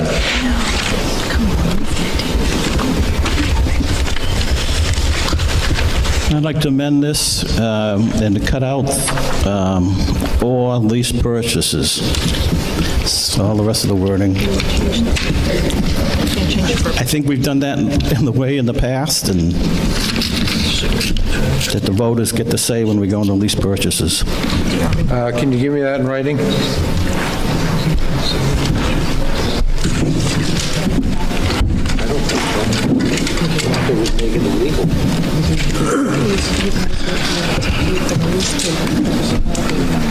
Does everybody understand? We have an amendment. Do we have a second? Just not. Mr. Miller, does everybody understand the amendment? You care to speak to it? Yes, as the attorney said, we've always done it in the past, as the voters would vote on lease purchases. I'm just concerned that we would give it to the selectmen to start one without the voters expressing their opinion on it. Any further discussion? Yes. Yes. If this amendment passes, we will be unable to make a lease payment out of the revenue fund.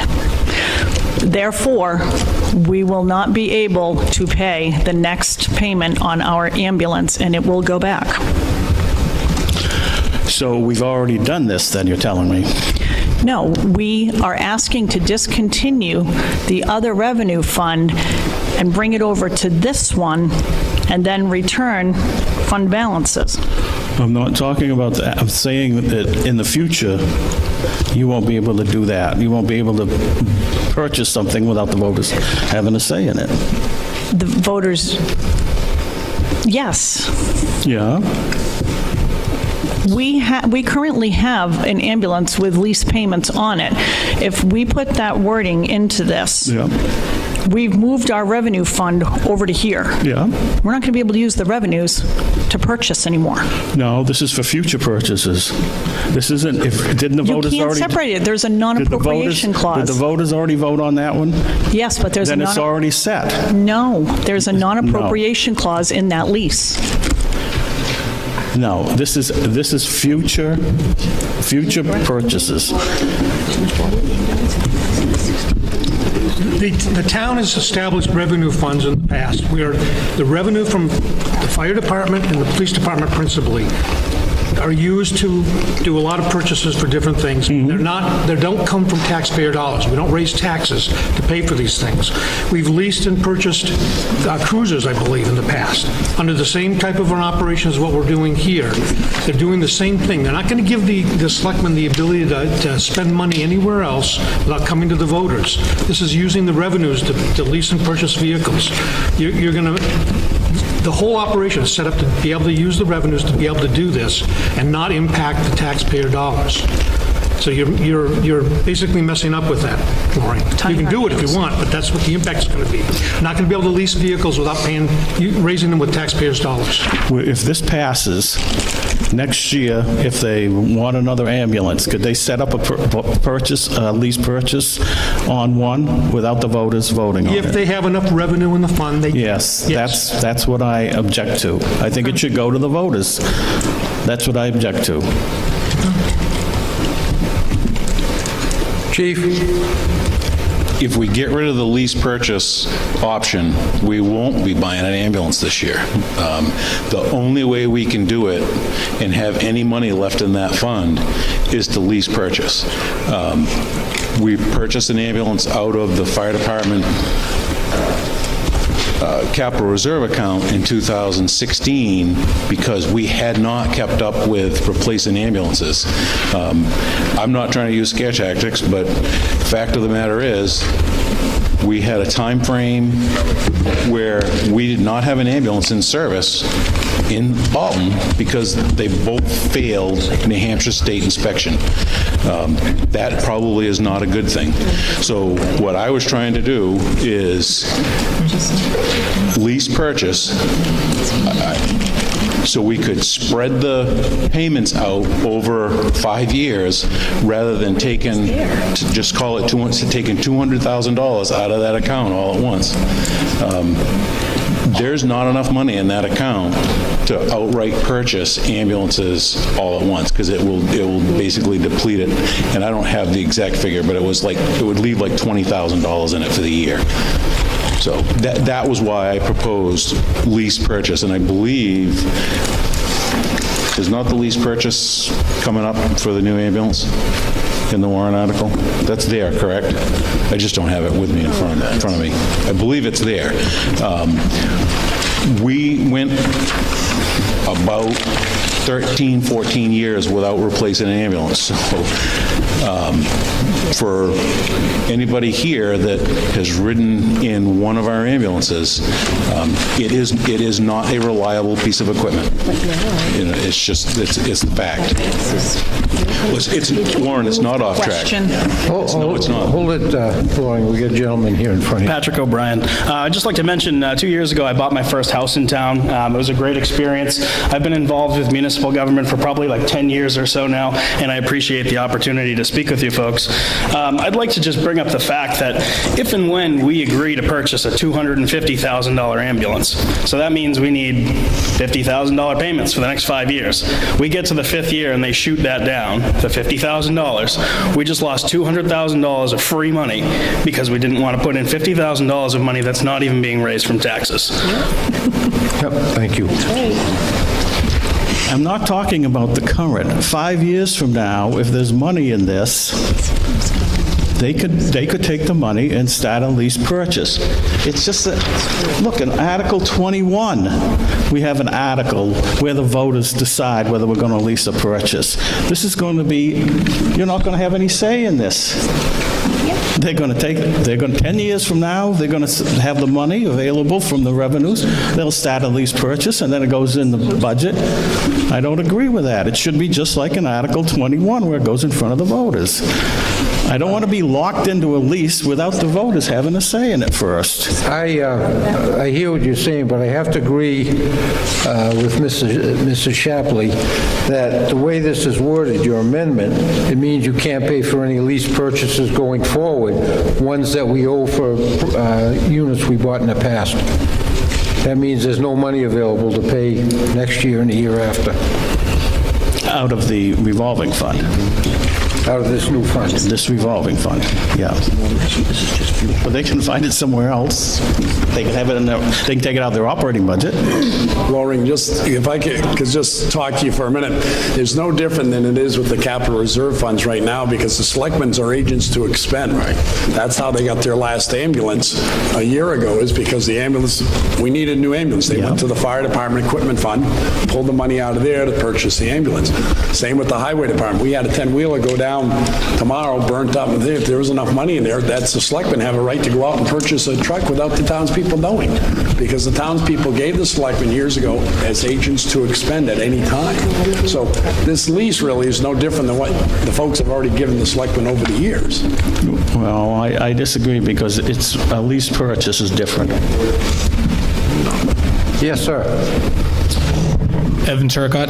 I just want to point out that this article, the revenues, it's not even through taxation. So when he says that we're going to be stuck in a lease, it's not costing him anything. Right. Further discussion?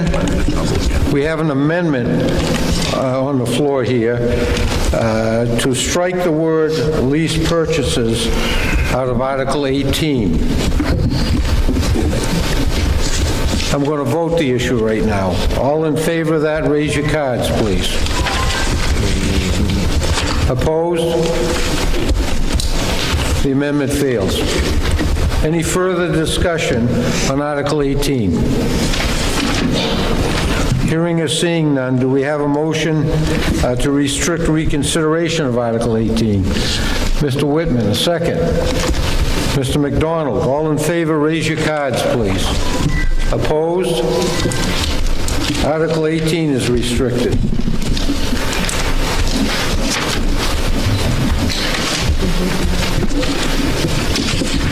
Article 19, Ambulance Operations Special Revenue Fund Annual Application. To see if the town will vote to raise and appropriate the sum of $79,487 and to authorize the withdrawal of $79,487 from the Ambulance Operation Fund as previously established in 2000 under RSA 31:95C for the purpose of funding the ambulance supplies and equipment training and vehicle fuel maintenance. This appropriation is covered by the revenue from the ambulance insurance payments, and there will be no funds raised from general taxation. This article is null and void if Articles 17 and 18 are approved. It's recommended by the Selectmen 5-0 and by the Budget Committee 4-0. Who moves the article? Mrs. Shapley, second. Mr. Whitman, who cares to speak in favor of Article 19? Mrs. Shapley. Point of order, Mr. Moderator. Yes. What you read does not go exactly with what is in here. And so my question is, did anybody proofread the handouts before they were given out?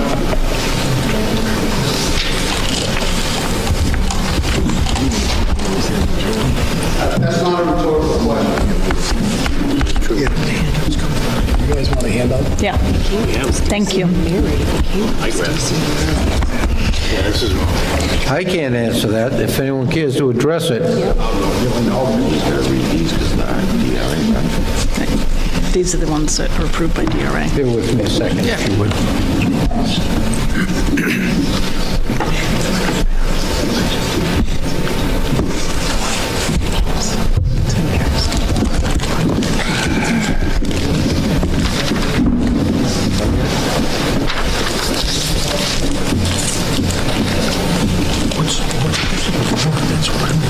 I know.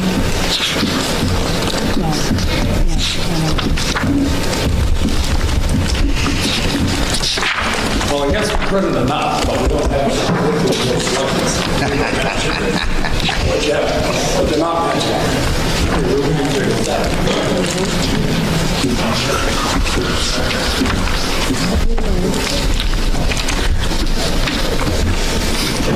Would we print 62 of them? We would print 62? So it looks like the difference is in the wording required by DRA.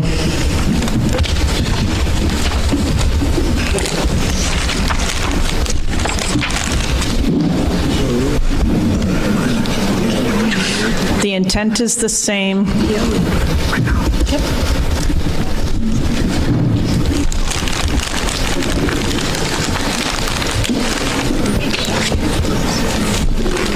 So the intent doesn't change. The intent hasn't changed, it's just DRA wording. Right. No, I know. Point of order. Yes, sir. Do the townspeople at this time have in their hands the correct wording of all the warrant articles? I have them. No. Do the townspeople who are going to vote on this prior to the deliberative session and up to including the deliberative session have the exact wording of the warrant articles that we're voting for?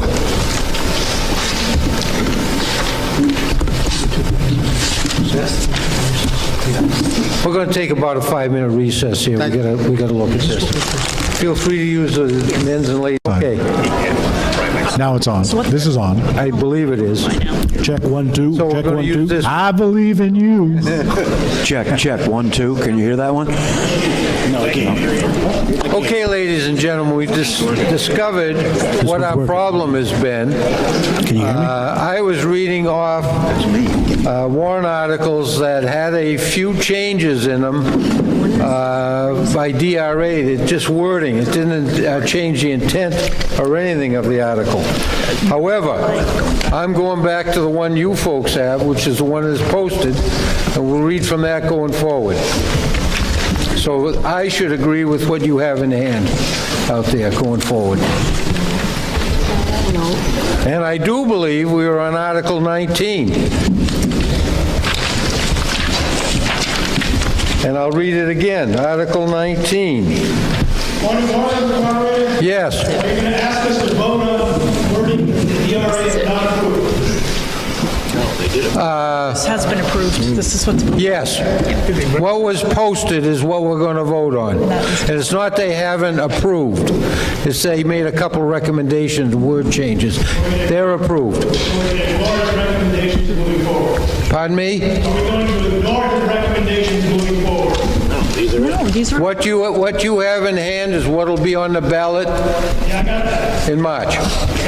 They were approved by DRA. How is that going to affect us if something happens? We don't think it's going to affect it at all, because it's just a couple wording changes.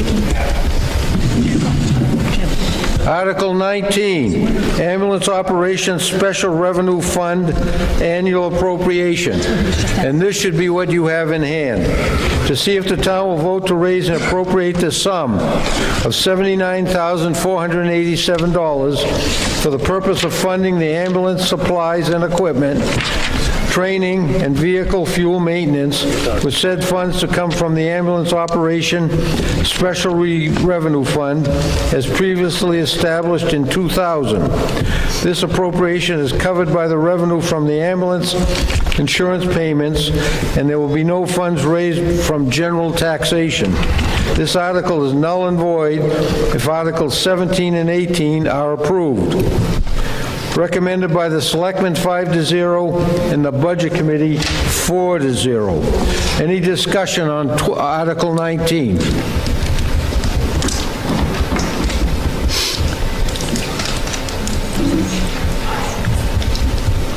Andy McLeod, I'm sorry, I'm going to have to circle back on this.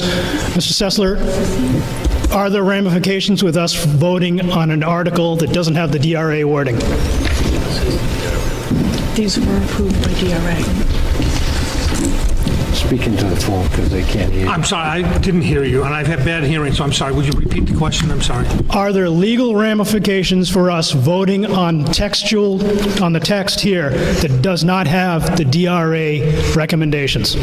From what I've seen, no. They have recommendations. They've approved both versions of the budget. They recommended some language changes, but they're minor and they're not going to affect the intent or the specifics of the warrant articles. Okay, so what I heard is there is DRA approval for this text that we have in our hand. Yes. All right, thank you. Mr. Miller. Really not trying to beat a dead horse. I just want to be sure. On Article 18, Mr. Sessler, on Article 18, we voted on something that's different, that's written in what we have in our hands. Okay? What are the unintended consequences of that? I don't believe the wording was substantial, and I don't think there'll be an end result of anything affecting that warrant article. So you don't think the words "to raise and appropriate $354,000" is substantial, correct? No. Okay. It's not coming from taxpayers' dollars. That's the other attorney. Now, the other thing is, I do want to point out, we didn't vote on it. The vote will be done in March. No, I understand, but we voted to restrict consideration. Yeah, correct. Correct? Correct. Okay, and there was there was an amendment on that one. What about on the prior one, the operating budget? Does that read exactly the same as what you read? Because I wasn't catching it until like Article 17, because there was an amendment on that one. Correct? Correct. Okay? So can I just have a ruling whether or not the operating budget is the exact same wording that you have, that you read, that we have?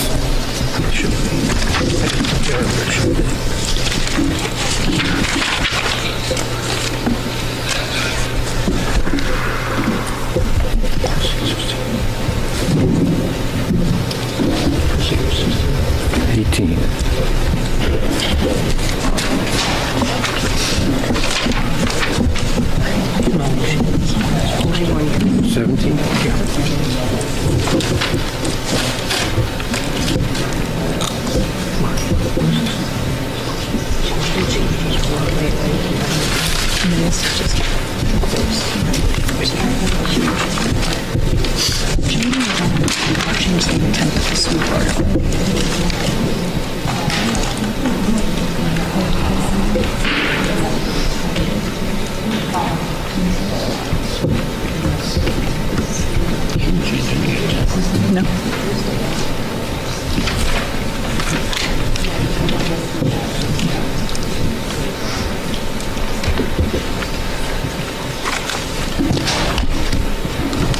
It appears to be the same, Steve, to me.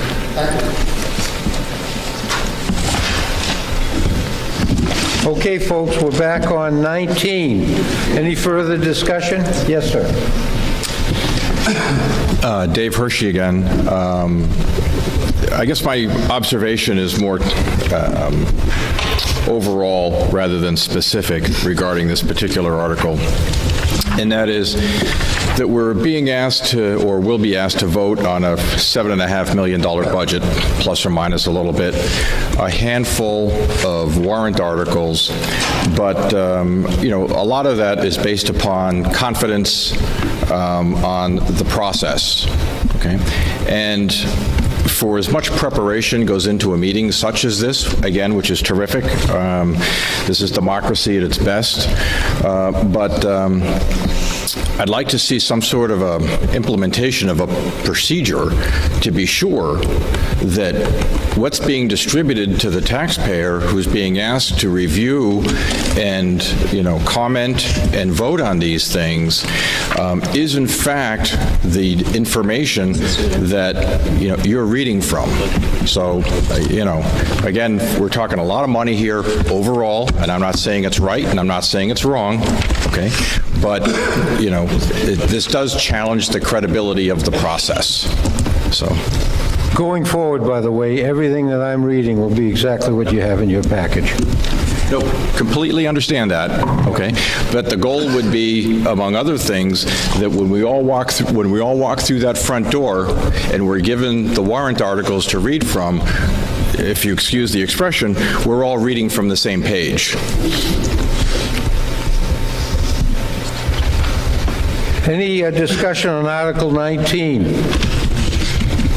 Hearing or seeing none, do we have a motion to restrict reconsideration of 19? Mr. Whitman, seconded Mrs. Shapley. All in favor of restricting, raise your cards, please. Opposed? 19 is restricted. Article 20. Lucas CPR device, to see if the town will vote to raise and appropriate the sum of $15,500 for the purpose of purchasing a Lucas CPR device to equip the second ambulance, with said funds to come from the Ambulance Operation Special Revenue Fund previously established in 2000. This appropriation is covered by the revenue from the ambulance insurance payments, and there will be no funds raised from general taxation. This article is null and void if Articles 17 and 18 are approved. Recommended by the Selectmen 5-0 and the Budget Committee 4-0. Who moves the article? Mr. Whitman, second. Mr. Markland. Who cares to speak in favor of the article? Well, it seems that it is null and void because we voted 17 and 18. No, we didn't. No. would be. They're going to the ballot to be voted on in March. Oh, But okay. there's no taxation. Actually, in that case, probably should defer to the police, or the fire chief. The Lucas CPR device is basically a mechanical piece of equipment that we utilize for cardiac arrest. One or two people showing up at an ambulance call and finding somebody in cardiac arrest, it is almost impossible to accomplish all of the tasks that we need to do in a timely fashion without this piece of equipment. The first one that we have was purchased and donated by Lakes Region General Hospital. So what we're trying to do is equip the second ambulance with the same piece of equipment. So depending on which ambulance we arrive with on scene first, we'll have the equipment that we need. Thank you. Other discussion? Yes, sir. Dave Hershey again, and I'm up here for just as, again, another general observation, certainly not to... Can everyone hear him? No. Oh. Okay. Sorry about that. How's that? Okay.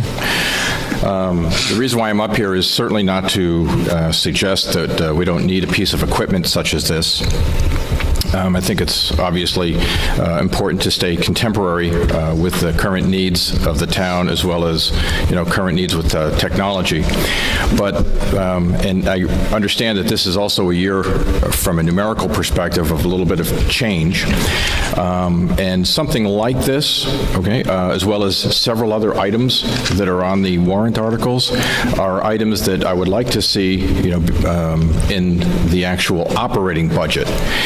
A CPR device, doesn't last forever, and I don't know what the life is, again, no pun intended, but, if it's 5 years, and we know we're going to be buying another one in 5 years, on the annual operating budget, the pro rata amount of a new device should be built in to the operating budget. So when the 5-year mark comes up, you've already set aside the money to buy the new device, right? Especially if it's something that we know that we're going to need. And therefore, the warrant articles would be for those things that are unusual and unanticipated, rather than supplementing the overall town budget with, and I didn't count them all, but 25 or 30 or 40 warrant articles that are really almost acting like plugs in the dam economically to fund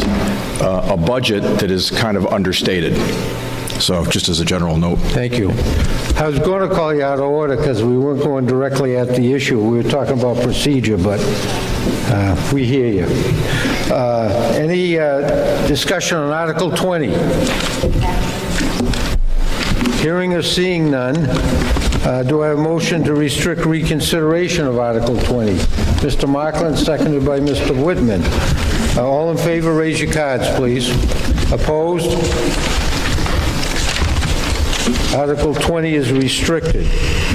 Article 21, ambulance lease purchase. To see if the town will vote to authorize the selectmen to enter into a 5-year lease purchase agreement in the amount of $215,000 for the purpose of leasing a new ambulance and equipment, and to raise and appropriate the sum of $47,000 for the first year's payment for that purpose. This lease agreement contains an escape clause. This appropriation is covered by the revenue from the ambulance insurance payments, and there will be no funds raised from general taxation. Recommended by the Selectmen 5-0 and the Budget Committee 4-0. Who moves the article? Mr. Wentworth, second. Mrs. Shapley. Who cares to speak in favor of it? Mr. Wentworth. Refer to the chief. So the intent is to purchase another ambulance this year and replace the 2005 Freightliner, which is essentially 13 years old. It's not a reliable piece of equipment. It's actually had a fair amount of out-of-service time this year because of ABS brake issues and a whole slew of other problems. So basically, we're trying to upgrade the fleet and have 2 ambulances that are reliable. Discussion.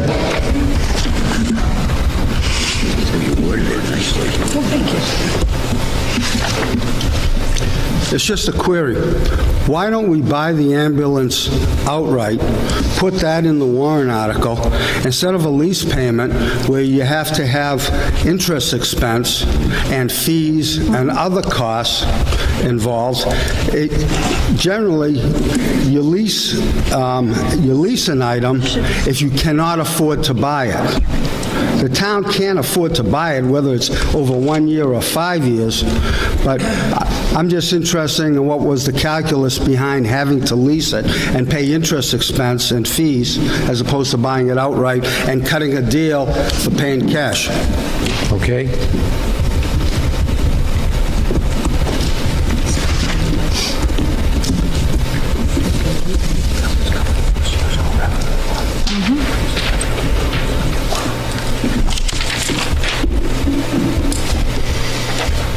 Steve, you're absolutely right. I'd love to say we could buy it outright, right from the ambulance revolving fund that hopefully will get passed. But if we do, there'd be no money left for anything else for the ambulance, for materials, supplies, or anything. I was one of the first ones saying we could save this much money if we buy it outright, but there is enough money. And that's one reason we're doing the revolving loan. So we could do a lease purchase over the 5 years, $47,000. That would take care of, leave enough money in there for the other things that are going to be brought up that the ambulance needs. And we only use revenue funds created by the ambulance, which is insurance money. 2 years ago, they went out and bought an ambulance out of the equipment reserve. That cost the taxpayers money at that point. With the revenue fund, even though it is still taxpayers' revenues that come into the town, there's no hit to your wallet. So this is one reason why we're using the revenue funds from the ambulance. But if we bought it outright, which the chief said $215,000, he quoted from up, right now, as of the 12/31/2016, there was only $297,000 in that account. So imagine if you took $215 out of there, you would be hard pressed to fund the other things that might be asked for the ambulance for the rest of the year. Yes, sir. Dave Hirsch again. While I'm always in favor of comparing the numbers, the final numbers, lease versus purchase, generally speaking, a lease is better because the salvage value of the vehicle is deducted from the purchase price, and then the lease is spread out over the remaining period of time. So again, generally, that's the better approach. But my real question here on 21 is with the passing of 18 with the ambulance revolving fund, okay, and noting that we're now, and I may have this a little jumbled and I apologize, but with the passing of 18 and giving the selectmen the choice to enter into and pay a lease, does that mean that on a going forward basis that we'll never see an article such as 21? Jim? Could be. He's asking a question. Bear with me, see if someone wants to answer that for you.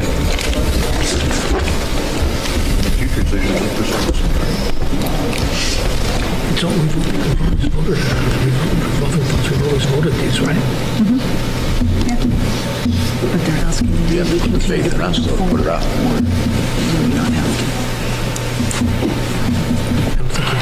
You don't have to. Under the provisions of the revolving fund, you don't have to bring them forward in the future. Okay, and then, so then, just a point of, I think what might be, or at least what I understand to be clarity, I think the issue on Article 18, okay, was never seeing, okay, the decision that goes into Article 21. And I think at least what I'm hearing from some, is the initial decision to purchase a piece of capital equipment, whether it be a fire engine, an ambulance, or whatever it is, the part that would go before the taxpayer would be the initial decision. Okay? Do we, and using the example of the ambulance, okay, it would go before the taxpayer, and the taxpayer would say, yep, we need an ambulance. And then, okay, just as worded in 21, the taxpayer would give the authority to the board to, one, make the purchase, and all subsequent lease payments, which would then go into the operating budget. No. So I think that was kind of what was... Special revenue fund. Right. They don't go into the operating budget. They come from the special revenue fund. Still no money from... Well, yeah, but if it was I was looking to make it more general in terms of an approach. So if it was a fire engine, for example, that might not go into the ambulance revolving fund. No. So that was... my only point being is if you know you have an upcoming expense for a duration of time and you're committed to that expense should then go into the operating budget. To process not. As opposed to a warrant article. Question or?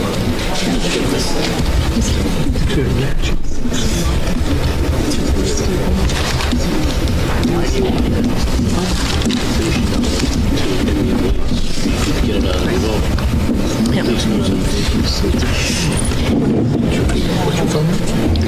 comment is he's again arguing process versus warrant articles. He's arguing process.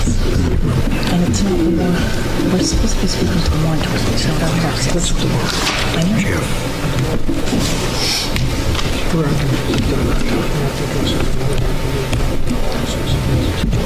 Well, the question I have is why that is there. So I've got a question on it. If 18 passes, well, whatever number. Because if it fails, we need it. This doesn't have to go out. It comes out of the 7 and 8. Those two warrant Right.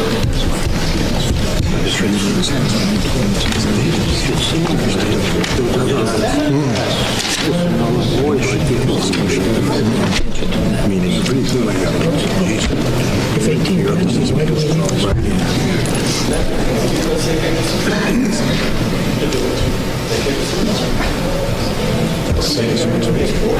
You don't. Because if 18 fails. What if 18 fails? That's why we have to have something. Okay, but this isn't contingent on other article, because this could be paid out of the special revenue fund or the revolving fund, whichever one is in existence. I agree with that. That's right. Because the board Mr. Mo- wanted to go before the voters. That's what you guys wanted. Mr. Moderator, we went over this. My amendment was voted down. This is what I spent 5 minutes telling people that we weren't going to have the transparency anymore. It was voted down. I guess I'm calling point of order. It's already done. The voters said no. They don't care about seeing it. That was the idea of this one, was to bring it forward to the voters. It was voted, the people voted it down. They didn't agree with me. Why are we going over it again? Lauren, that was the idea of this article, to show the voters that we do ask them. They voted it down, my amendment down. Let's go on. It's a moot point. That's right.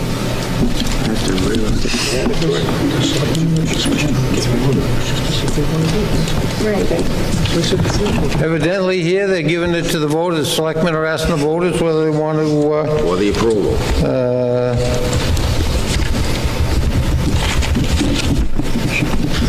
Lease a new ambulance, they're asking you. They're giving you the opportunity to say yes or no. They don't have to, but they did. I can't explain it other than that. That's a simple explanation. They gave it to you, Lauren. There's nothing else to say. They're giving you the opportunity to say yes or no. Exactly. In the vote, and when I made the amendment, people in the audience voted it no. So why are we discussing it again? Because it's a separate warrant article. This is to show you that the faith in the board is to put it forward for the people to say yes. But he's just complaining about we're not going to get to see it. Well, that was Article before, not this one. I was asking a question. Any further discussion on Article 21? Yes, the question still stands. The question is, on a going forward basis, will we continue to see items such as Article 21 on that topic? No. It's at the discretion of the board. Right. Discretion of the board. That's part of the faith, that's part of the faith in the Board of Selectmen to bring it forward to the people. That's why this article's out there, so we could ask the people whether they would like to lease an ambulance or not. And that's part of the faith that you, when you vote people in, whether they're going to bring it forward to ask you when the lease is up to redo it or not redo it. I mean, once it's once it's in the budget, it doesn't have to come forward, but we're asking the people. We brought it forward.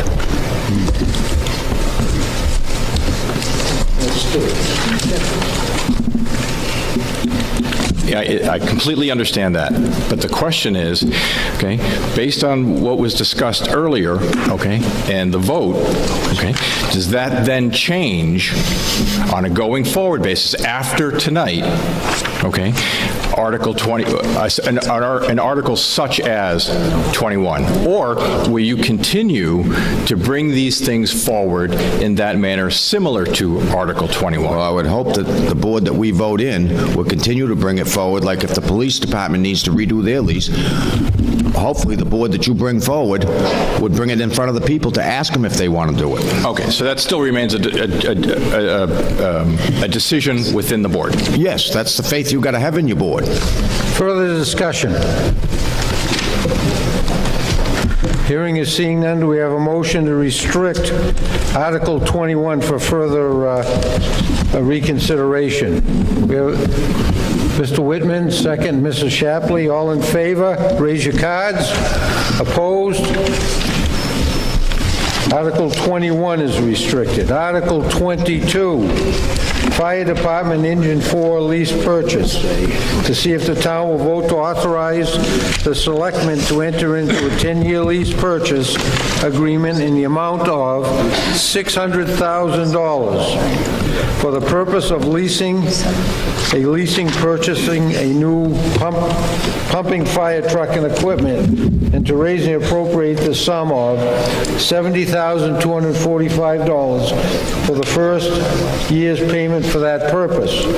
This lease agreement contains an escape clause, recommended by the Selectmen 5-0 and the Budget Committee 3-1. Who moves the article? Mr. Wentworth, second. Mr.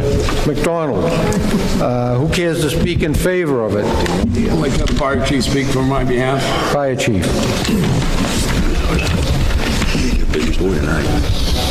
The intent of Article 22 is to replace the fire engine at the East Alton Station on Quarry Road, which is engine 4.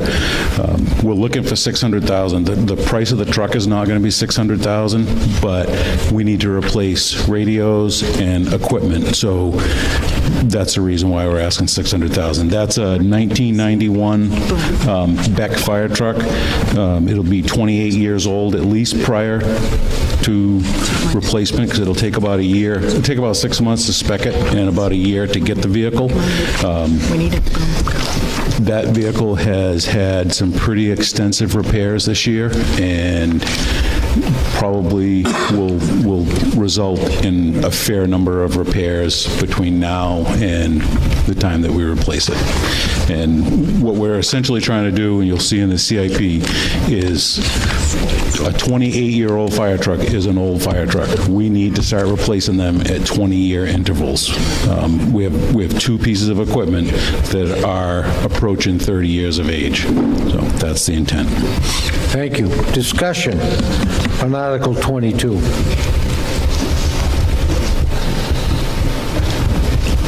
Yes, sir. Gene Young, just out of curiosity, what is this escape clause? What is it? Good question. The escape clause. Non-appropriation clause. It's a non-appropriation clause. So if next year the voters vote down the next lease payment, the truck goes back. There's no financial penalty, it just goes back. Further discussion? Do I have a motion to restrict reconsideration of Article 22? Mr. Markland, second. Mrs. Shapley. All in favor of restricting Article 22, raise your cards, please. Those opposed? Article 22 is restricted. Article 23, Fire Department ladder truck lease purchase. To see if the town will vote to authorize the selectmen to enter into a 10-year lease purchase agreement in the amount of $900,000 for the purpose of leasing a new aerial ladder fire truck and equipment, and to raise and appropriate the sum of $105,368 for the first year's lease payments for that purpose. This lease agreement contains an escape clause. Recommended by the Selectmen 3-2, and the Budget Committee 3-1. Who cares to move the article? Mr. Whitman, second. Mr. Markland. Who cares to speak in favor of it? Mr. Whitman. Once again, I'd like to defer to the fire chief. I think I'm getting thrown under the bus a little. So the intent of Article 23 is to replace the current ladder truck that we have. It's a 1989. It's 29 years old. It'll be at least 30 years old. It'll take 6 months. It'll probably take more than a year for that vehicle to arrive from the date that it's approved. The fire pump on that truck has been taken out of service because it is beyond repair. The torque box, which is what the aerial portion of the truck transfers into the frame, that is pretty extensively rotted, and according to the company that certifies that truck every year, we're one test away from it probably going out of service permanently. It is not worth repairing. It would probably cost upwards of a couple $100,000 to put a new aerial and torque box on it, and you still have a 30-year-old truck. So the purchase price also includes equipment, because essentially the amount of equipment on that truck is minimal for what a ladder truck should carry for equipment. Thank you. Discussion on Article 23.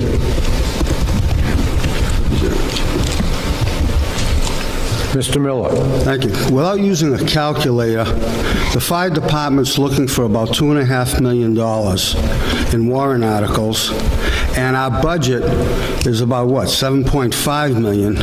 So the fire department is asking for 30% of the operating budget of the entire town in warrant articles. My simple question is, why $2.5 million all at once in 1 year? Where was the planning? Where was the CIP 3, 4, 5 years ago on this? And I haven't even included the operating budget of the fire department as part of that, as part of the warrant articles. But all of a sudden, we need $2.5 million. I'm sure we do. I question the planning and the forethought that we got to this point, where it's a third of the operating budget. May I respond to that? Yes. CIP was resurrected this year. We can't go back to previous years. What we can do is correct it moving forward. There is a great CIP plan here. I believe there are copies up front. It's a big bite in the beginning, but this is where we need to be so that we don't have this 10 years from now. A lot of planning and a lot of time went into this CIP. Mr. Hershey was on that committee. That's why you're seeing such an increase, because we've neglected the fire department for so many years. Yes, sir. Dave Hershey again. You're right. I was on the capital improvement project, and completely agree that again, roughly a third of the overall town budget is allocated to the fire department. And I share the same concerns that, this really seems to be more of a function of poor planning, which is all hit warrant articles at the same time, So while I appreciate the fact that, the CIP is, back now in place and we're always looking forward, something happened in the past to terminate the CIP. I don't know what that was. I don't know if it was before I was born or whether it was 2 years ago, all right? My concern is, what measures do we have to be sure that that continues so that in 10 years from now, the CIP has been, terminated, after 5 years, and we find ourselves in the same position, That, I have concern over that. Thank you. Further discussion? Article 23. Yes, sir. Is it going to be about the article or about CIP? Just want to respond to the item about the CIP. Mr. Hershey was on the CIP committee with myself and Bob Reagan, and I think we could go all night about CIP. I want to talk to this individual article. Right. I just want to give a little bit of background. That this year, the selectmen asked the planning board to seriously set up the CIP program. When we took it back to the Select Board and the Budget Committee, they enthusiastically embraced the concept of being able to spread out our costs over a period of time. We've never done that in many, many years.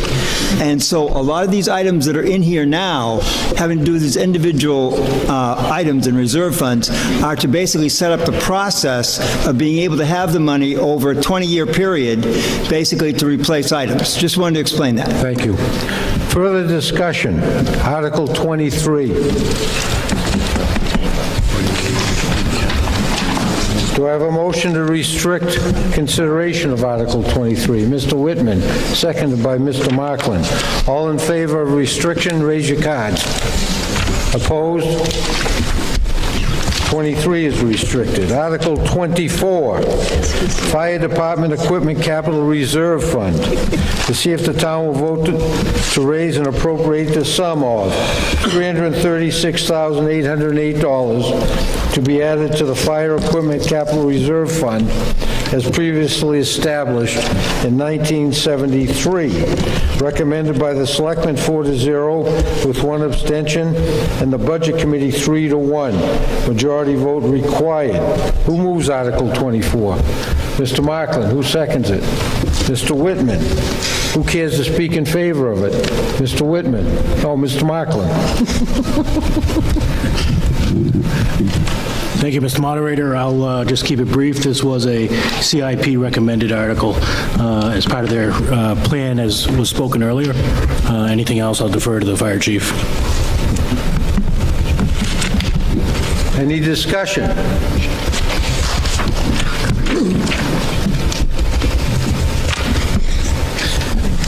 Why the odd number?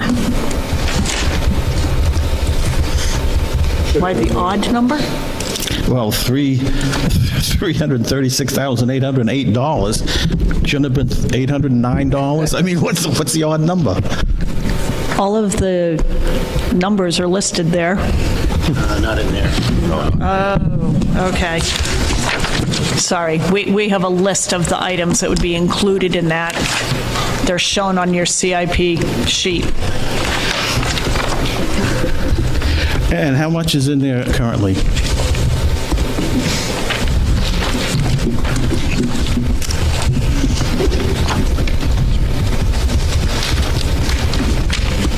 Equipment? Yeah. $108,119.75. Oh, wait a minute. Not 218? No, sorry, no. Wrong line. It's getting late. That was Highway Department. 218,730.32. So this is going to be $500,000 for capital reserve? My eyebrows are going up. I don't know. If you've got something you're going to purchase, next year. Expanded out through on your capital reserve sheets. You know, I'm getting to the point where the people out here can't hear you folks talking. You have to get close to those microphones or something. It should be, these were available out back, the CIPs. They When weren't. I came in. I don't know. I have one. Well, okay, are you going to purchase one of those items on there? Is that the plan for the $500,000? We had a CIP public hearing. Many meetings. Okay. Yes, Chief. The town requested, the planning board requested that we put together a CIP plan. So what I did as the fire chief was I took every piece of durable equipment that we have, all of our vehicles, our hydraulic rescue tools, airbags, all of the equipment, and planned it out for purposeful replacement. So down the road, we'll have these purchases planned. We know when they're coming. They're on the plan. They may not get approved that year, but they're there. We're going to put money aside every year. So we're not faced with purchasing an engine and a ladder truck because we didn't do what we were supposed to do. I mean, I wasn't here when the CIP plan was discarded. Essentially, I've been playing catch-up with a department that is years behind in where we should be. This is a method to modernize the town fleet to where it should be. Thank you. Further discussion. Article 24. Do we have a motion to restrict reconsideration of Article 24? Mr. Markland, a second. Mr. Whitman. All in favor, raise your cards, please. Opposed? Article 24 is restricted. Article 25, Highway Department Equipment Capital Reserve Fund.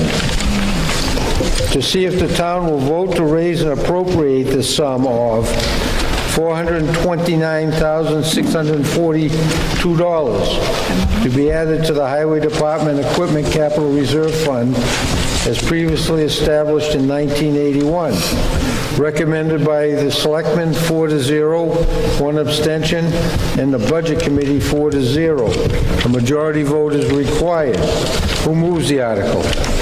Mr. McDonald. Who seconds it? Mrs. Shapley. Who cares to speak in favor of it? Mr. McDonald. I'd like to amend the article to reduce the amount from $429,842 to $300,000. Do we have a second? Second there. Who cares to speak in favor of the amendment? Ken. I don't want to put down what the CIP did. The CIP did a fantastic job. We did this quite a few years ago. We tried to put a CIP program together. It failed then. That's why you see all these big numbers coming up through fire department, highway department, all this. We're going to try to make this thing work. As you see tonight, I think there's big numbers here. I've been doing this for 22 years now. So there's 469 that's there tonight. I'm going to try to take the bite and be able to use what I have in my capital reserve fund to be able to continue to go. And I think we ought to drop this to $300,000, reevaluate with the CIP committee next year, and try to spread this over a 5 or 6 year period rather than a 2-year catch-up plan. That's my theory, and I'm going to, hopefully with this amendment, be able to push it through a little bit further. So hopefully you vote for the amendment. Any discussion on the amendment?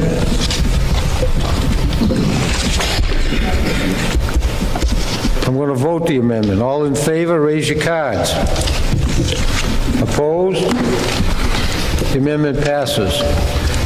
Additional discussion on Article 25. Motion. Because what we've just done is, what's happened is, some of the CIP program is going to be changed around significantly. I don't know if anyone has heard, we lost a 10-wheel truck the other night. It flipped on us. It's a completely total job. To replace that truck's $197,000. So that's part of the $300,000 that hopefully will be approved in March. I have $100,000 in equipment capital reserve, and hopefully, with the agreement of the Board of Selectmen, we will purchase another piece of equipment besides that. This vehicle is not scheduled to be replaced this year. We're going to do the best we can with what we got. And hopefully next year when we come back, we'll have a little bit better handle on the plan and hope to address you further on it. Any other discussion on Article 25? Do we have a motion to restrict reconsideration of Article 25? Mrs. Shapley, second, Mr. Markland. All in favor, raise your cards, please. Opposed? Cancel that. Oh, no, this is on reconsideration. You ought to try to do this, folks. You get all tangled up. All in favor of restricting reconsideration of Article 25? Raise your cards again, please. All those opposed? Article 25 is restricted. Article 26, Highway Road Construction Capital Reserve Fund. To see if the town will vote to raise and appropriate the sum of $950,000 to be added to the Highway Construction Capital Reserve Fund as previously established in 1998. Said amount is partially offset by revenues from the Highway Block Grant Fund, estimated to be $195,000. This is an annual appropriation that provides for the reconstruction of existing roadways. Recommended by the Board of Selectmen 3-2 and the Budget Committee 3-1. Who moves the article? Mr. Markland, second. Mr. McDonald. Who cares to speak in favor of Article 26? Mr. Markland. Thank you, Mr. Moderator. This is the yearly funding for highway reconstruction. Stayed the same amount the past 4 years approximately now, Ken? Has it been 4 years now it's been this amount? No, this one just got changed from $750 to $950. Yeah.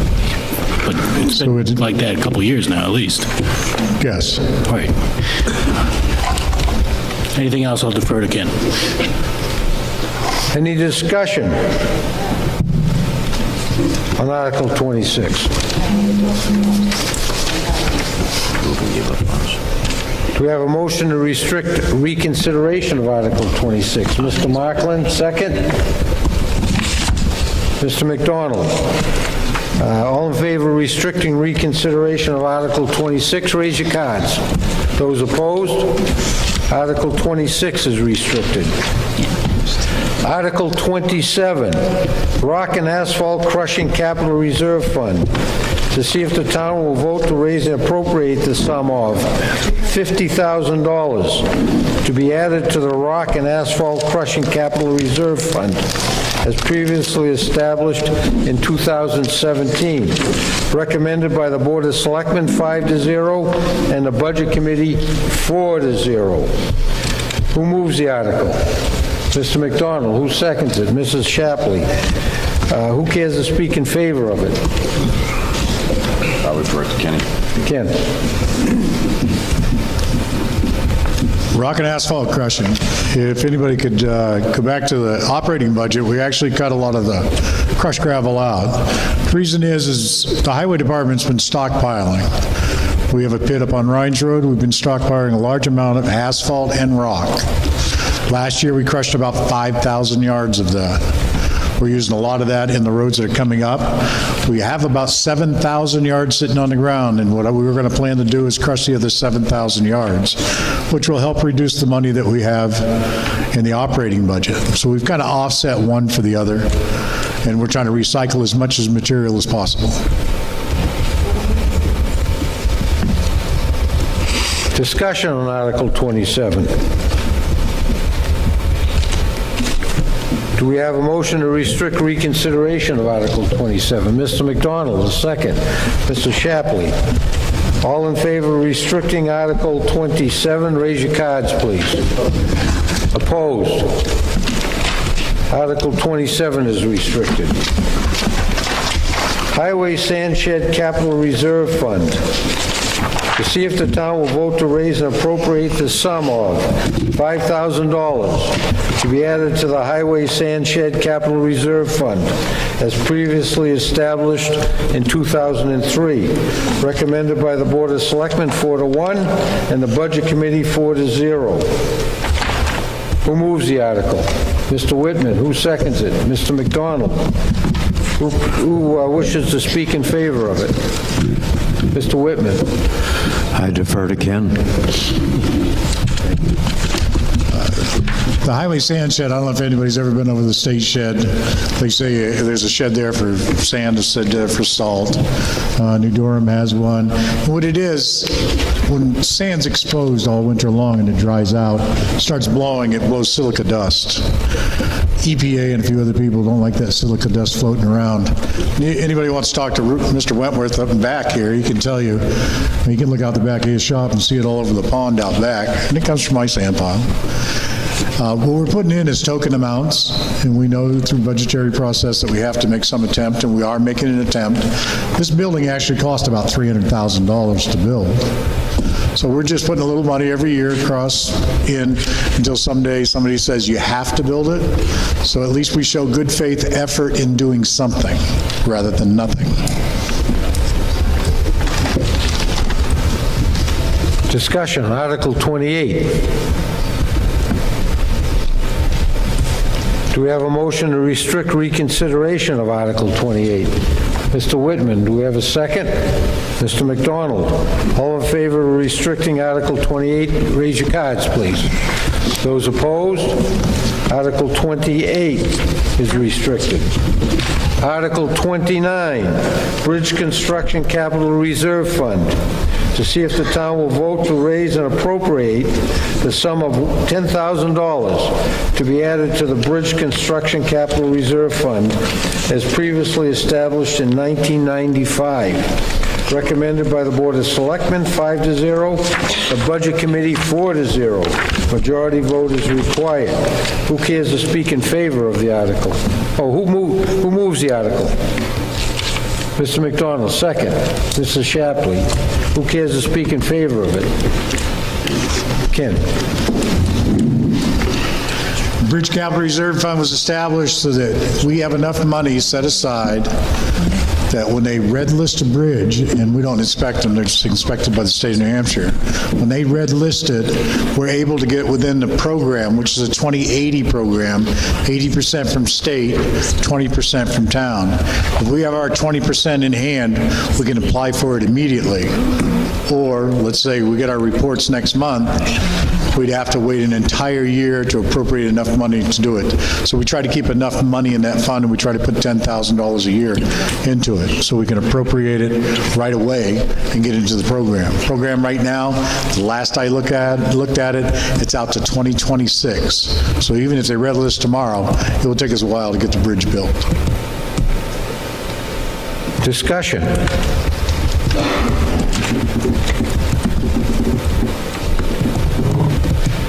Do I have a motion to restrict reconsideration of Article 29? Mr. McDonald, a second. Mrs. Shapley. All in favor, raise your cards, please. Opposed?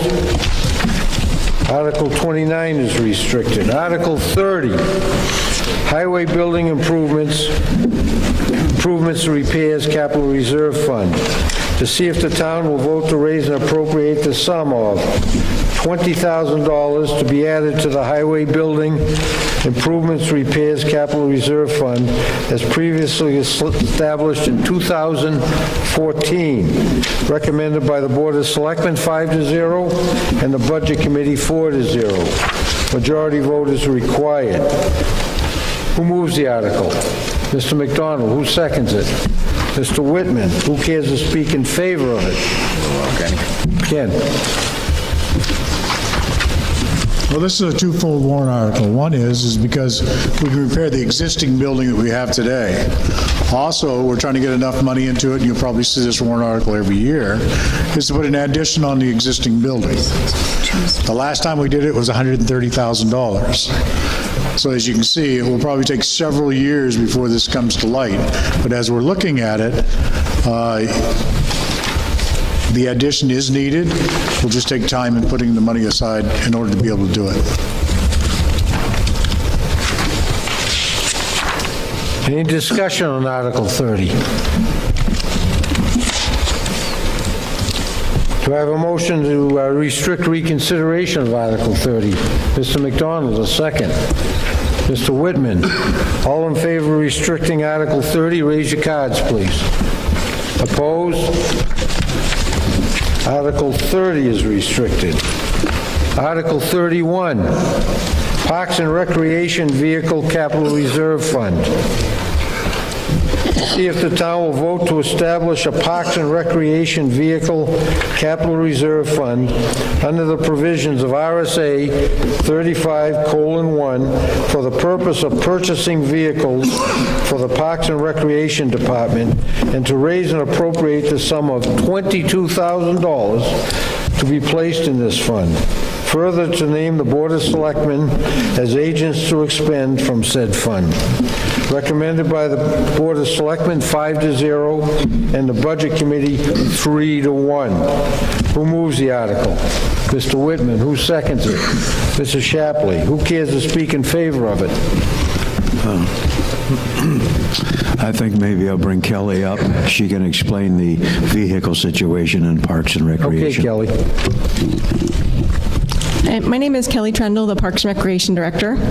The funds would be used to purchase replacement vehicles when needed for the Grounds and Maintenance Division, which maintains 38 town properties, including plowing building parking lots, trash removal at all town buildings and public parks, turf management, and custodial work.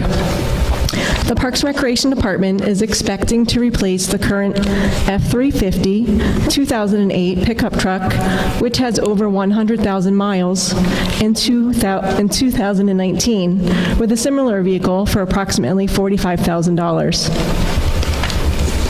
Thank you. Do we have any discussion on Article 31?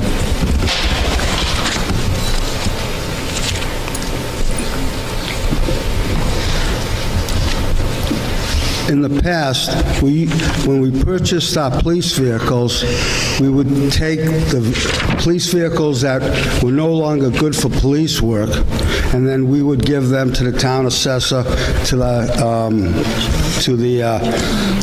recreation department, and other people who needed it in town. So by going to a lease purchase, the unintended consequence is now we have to go out and purchase, because those have to be given back to the dealer, we have to go ahead now and purchase vehicles for departments that in the past got automobiles from the police department. Is that correct? No, be able to. Kelly, you want to address that? The Parks and Recreation Department did not ever receive a F-350 from the police department or any pickup truck. We received a vehicle that the custodian could use. There you go. Further discussion? Do we have a motion to restrict reconsideration of Article 31? Mr. Whitman, second. Mrs. Shapley. All in favor of restricting Article 31, raise your cards, please. Opposed? Article 31 is restricted. Article 32, AVAS Public Park Building Property Capital Reserve Fund. To see if the town will vote to raise and appropriate the sum of $15,000 to be added to the AVAS Public Park Building Property Capital Reserve Fund as previously established in 2017. Recommended by the Board of Selectmen 5-0 and the Budget Committee 4-0. Who moves the motion? Mr. Whitman. Who seconds it? Mr. McDonald. Who cares to speak in favor of it? Kelly. The funds would be used to make permanent improvements to the building resulting from tree damage in 2016 and increasing the size of the building workspace from 16 by 20 feet to 16 by 28 feet. The Capital Reserve Fund was established in 2017 and has a balance of $15,000. The estimated project cost is approximately $30,000. Discussion of Article 32. Do I have a motion to restrict reconsideration of Article 32? Mr. Whitman, seconded by Mr. Markland. All in favor of restricting Article 32, raise your cards, please. Those opposed? Article 32 is restricted. Article 33, Mount Major Community Center Property Capital Reserve Fund. To see if the town will vote to raise and appropriate the sum of $10,000 to be added to the Mount Major Community Center Property Capital Reserve Fund as previously established in 2017. Recommended by the Board of Selectmen 4-1 and the Budget Committee 3-1. Who moves Article 33? Mr. Wentworth, second. Mr. McDonald. Who cares to speak in favor of Article 33? Yes, Kelly. The funds will be used to repair the roof, floors, windows, kitchen, and bathrooms. The Capital Reserve Fund was established in 2017 and has a balance of $10,000. Any discussion on Article 33?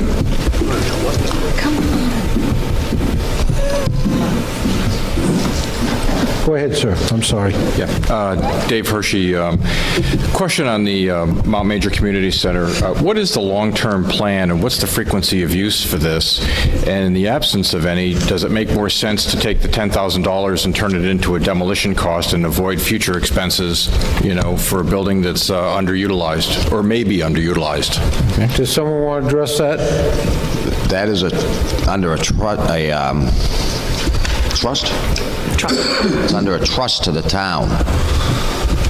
And West Alton people, they used to use it, but it's a town-owned building and you got a tap on the roof because the roof is leaking. And I think as long as I've been in town my whole life and I've never seen one of our town buildings with a tap on the roof. And we should be ashamed to even leave a town building looking like that. That was left to us with the fire station up there and for the town to maintain it. And we just took it over a little over a year ago. Ridiculous. And I think it's time that we go up and maintain that building. Kelly? And to address the question about its use, it's currently not being rented or used because of its condition, which is not usable. It's not safe. When was the last time it was used? I can't answer that. It was under the jurisdiction of another owner, and it was, as we just heard, given to the town in trust, and the town is in ownership of it now. That was the West Alton Fire Association had those buildings. They turned them over to the town because they were left in the... My question was, when was the last time that it was used? I don't care who owned it. We don't know because it's all through that, we don't have the paperwork. It hasn't been in total disrepair for how many years? A couple years. All right, so when was it used prior to that when it was in good use? They used it for meetings, we don't know. They used it for their meetings, so we're not sure. We're just throwing money down the hole. Mr. Moderator? Yes. We have a public hearing scheduled in May to ask the townspeople what they would like the future of that building to be. Okay. Yes, sir. How much is it going to be to do the roof? I thought the $10,000 last year was raised was supposed to do the roof. The $10,000 was just to start future repairs. The $10,000 last year was to establish the fund to begin repairs. But I thought Virgil got up and said that was to do the roof because the top last year. Those top, you still ain't got enough money. You're looking at probably $28,000 worth of roof. $28,000? Probably $25,000. Time you're done shingling and plywood.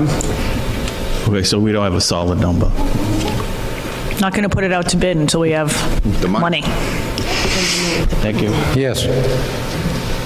Under the capital improvement plan, and there's $10,000 recommended for this year. Well, last year, $10,000 for this year and $5,000 for next year. And that's in the capital improvement plan.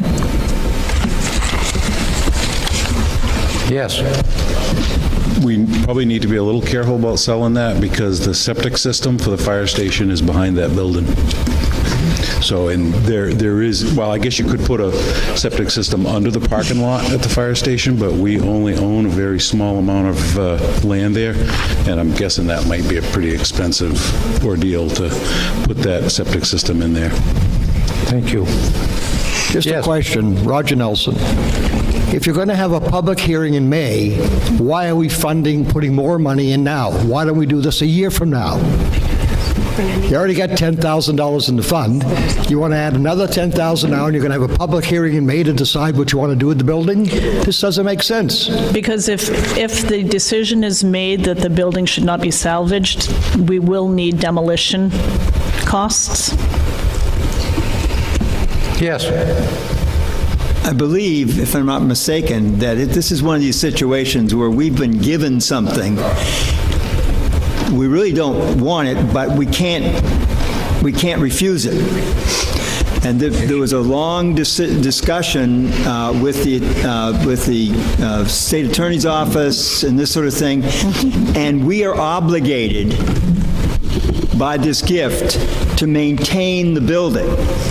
Now, this is an awkward situation, there's no doubt about it, but we are obligated to maintain that building, and if we don't, we would be in violation and could be in potentially some serious trouble. Now, the question is, how are we going to get out of it? What are we going to do with it?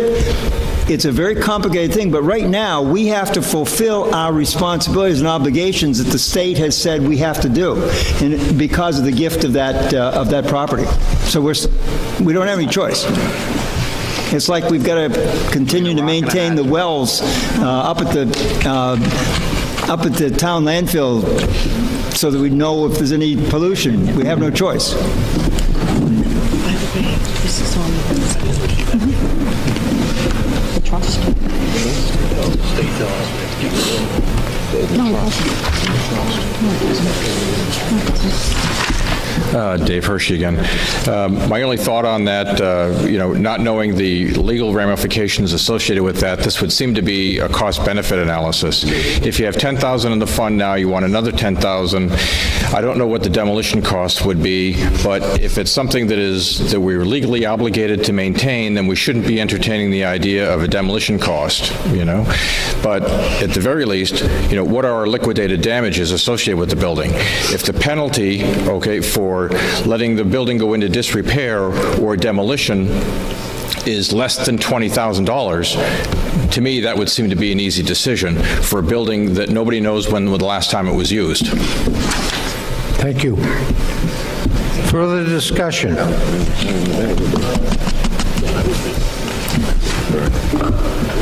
Do we have a motion to restrict reconsideration of Article 33? Mrs. Shapley, a second. Mr. McDonald, all in favor of restricting Article 33, raise your cards, please. Opposed?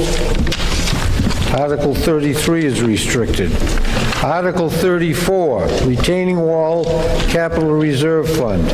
To see if the town will vote to establish a retaining wall capital reserve fund under the provisions of RSA 35:1 for the purpose of making improvements and undertaking maintenance and repairs to the Alton Bay Lakeside retaining walls, and further to raise and appropriate the sum of $20,000 to be placed in this fund. Further, to name the Board of Selectmen as agents to expend from said fund. Recommendation by the Board of Selectmen, 5-0, and the Budget Committee, 4-0. Who moves Article 34? Mr. Wentworth, second. Mrs. Shapley. Who cares to speak in favor of it? Yes. The retaining rock wall from the public boat docks to the swim area needs repair. The retaining wall is deteriorating at the water level due to age and wave action. The town had previously approved funds in 2016 for the repair work.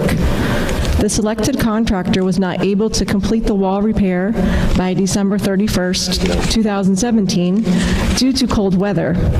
The funds that were previously approved by the voters for the project in 2016 unfortunately expired in 2017, and the work was not completed. The town has an approved permit from DES for the retaining wall repair project until 2020. Thank you. Discussion, Article 34. We just put a top on it? Stop it. Let's go on the town buildings. Oops, she just dropped her voting pad. Okay, Nancy Merrill, question, does this include the wall at Harmony Park? Kelly?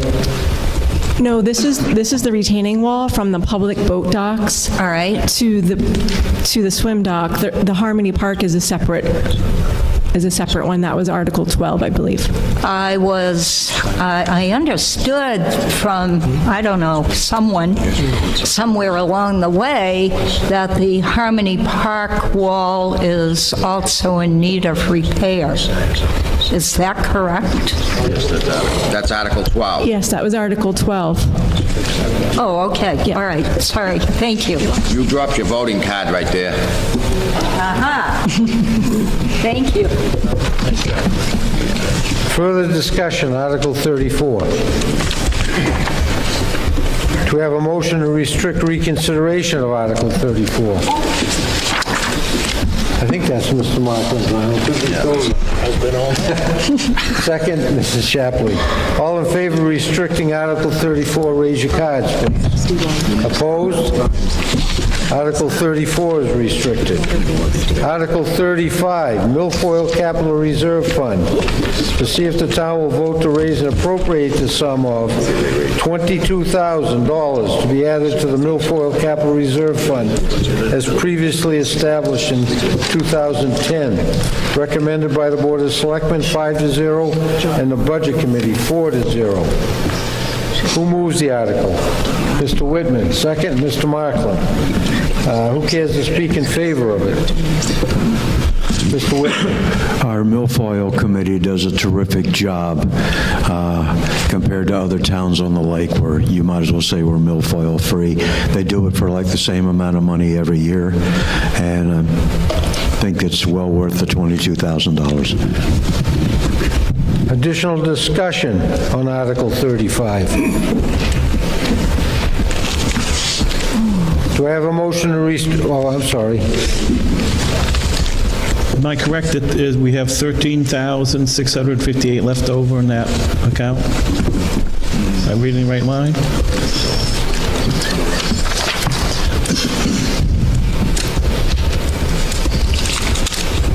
Hang on. I don't see it. It's on there somewhere. Right there. Oh. Correct. Pardon? Yes, 13,658. So 71 cents. So why are we asking for the same amount if it didn't cost so much to do it last year? Because that matches the grants that we get from the state, I do believe. We have to have the money to get the grants. You have to have the 22,000 exactly? You can't adjust it with what is historic spending? Does Kelly know that they missed something last year? She's coming behind you.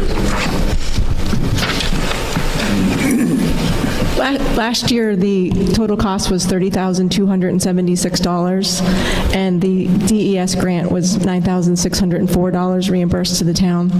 But the town does like to have a balance in that account so that we have those grant funds to apply for. Thank you. Additional discussion, Article 35. Do I have a motion to restrict Article 35?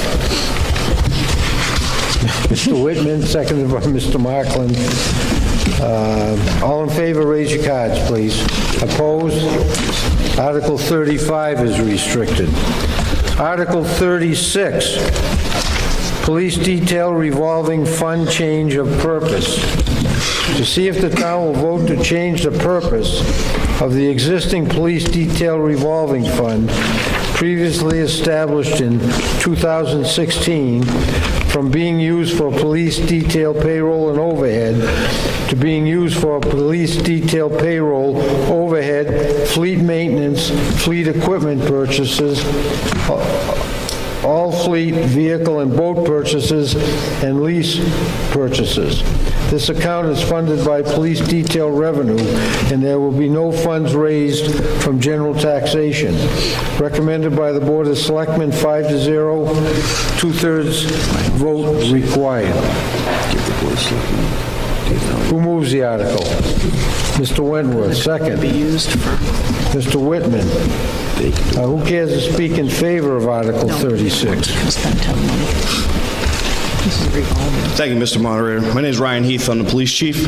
When we established this private detail revolving fund, it was to cover all the overhead expenses for private details, so it wasn't done through the operating budget. With this revolving fund, money accrues based on the maintenance fees that are assessed for the private details and the vehicles. At this point, that money is accumulating within the fund, but there's no mechanism in place to allow the governing board to expend those funds. So it's building up in the fund, but we can't use it to offset costs that are being purchased through the operating budget. So this way, it would allow the governing board to vote and use that money for certain expenses so that in the future, it doesn't need to get added into the operating budget. Further discussion? Yes, sir. Just a quick question. And so I'm following what you're saying. So then in theory, okay, now that you're able to expend some of the surplus that's generated from that account, in the categories of fleet maintenance and equipment purchases, whatever those are, that would be a reduction of the budget someplace else that's now currently going through the operating budget? Is that kind of what you're thinking? Yes. In a sense, in the future, what we're hoping to do is to be able to offset some of these expenses for these unforeseen maintenance costs, fleet purchases, anything associated with that. Right now, this is being proposed to just change the wording to allow that mechanism to be in place, but it's not offsetting the current proposal in the operating budget because we don't know if this is going to pass or not. So if it does pass, then you would expect that that would be an offset to the current anticipated operating budget for those two items? Yes, I mean, the board would have that opportunity. Thanks. Further discussion? Article 36. Yes, sir. Now, so is the selectmen, again, as in the other article, are they the people who can spend it? Yeah, your governing board. Yep. The agents to expend. It doesn't say. Well, now, okay, we go to the lease purchases again. Is that the same case as what we talked about before? No, they have their lease on the police cars. This would allow us to use this fund to pay that lease instead of coming out of being in the operating budget. We could take it out of here and not tax people for that lease. Not take it out of your tax dollars. So if 5 years from...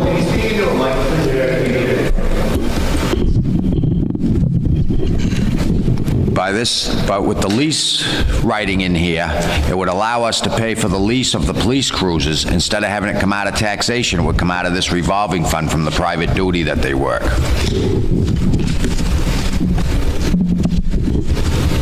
And so, okay, and boat purchases. Is this just boats? It says boat purchases and lease.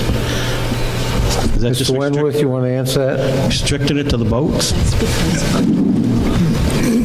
it's not included in vehicles, that's why it has to be listed separately, in case you want to lease it. The initial change for this lowering was the chief came to the Board of Selectmen this year. Police boat had quite a bit of rot and different things couldn't be used.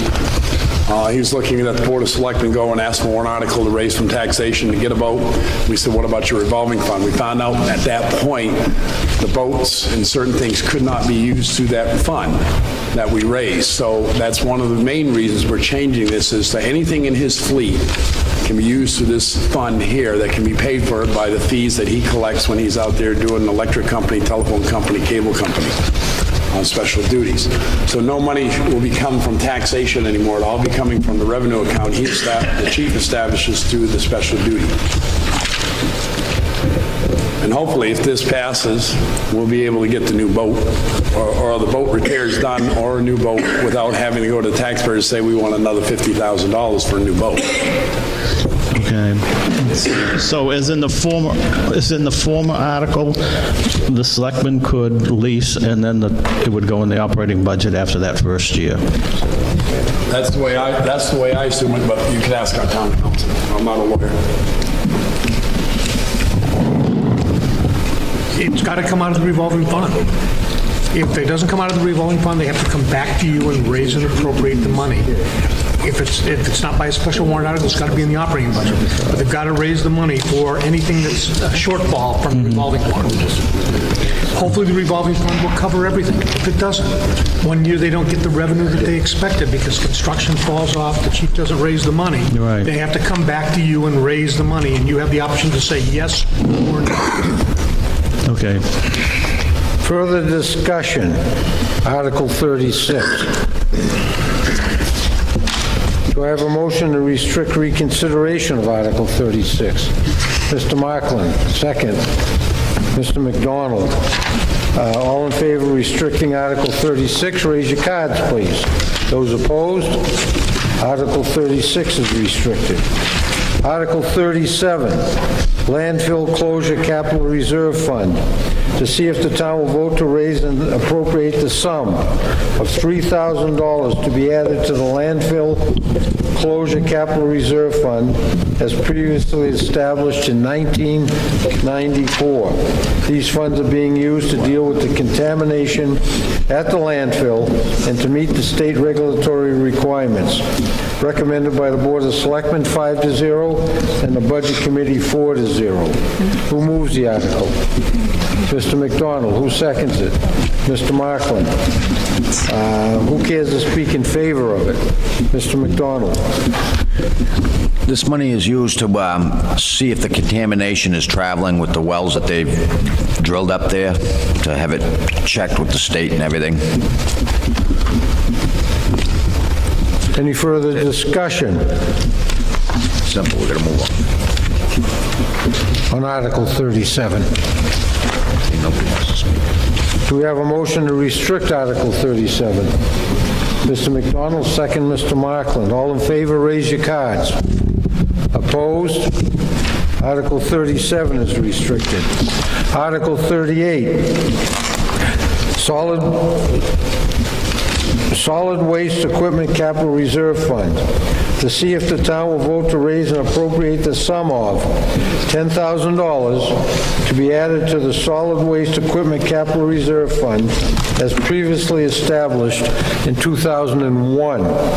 Recommended by the Board of Selectmen 5-0 and the Budget Committee 4-0. Majority vote required. Who moves the article? Mr. Shapley. Who seconds it? Mr. Whitman. Who cares to speak in favor of it? Mrs. Shapley. This is just continuing to increase the balance in the solid waste capital reserve fund, which is currently at $23,687.62. Any discussion?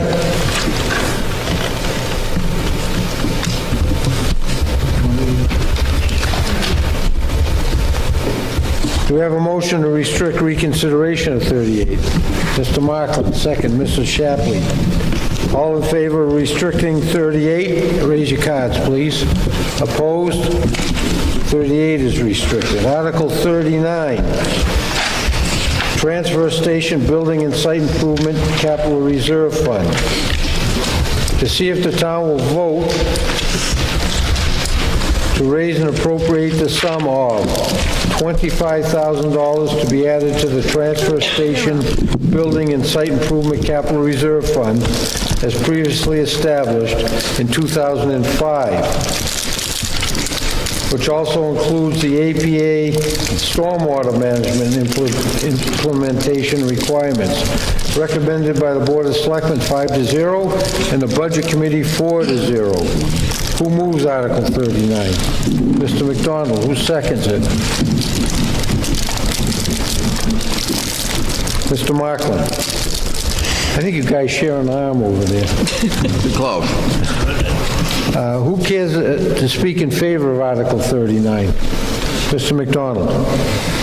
The capital reserve for this has $128,764.94. It is used for the stormwater management and upgrades up at the transfer station.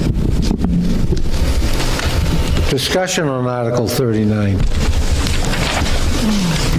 Yes, sir. Dave Hershey, just a suggestion that it looks like part of this warrant article is an option, and part of the warrant article is not an option. And I would suggest and would like to see these broken out to give voters the choice between voting on that which is an option and that which is not an option.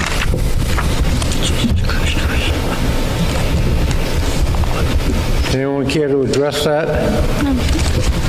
No.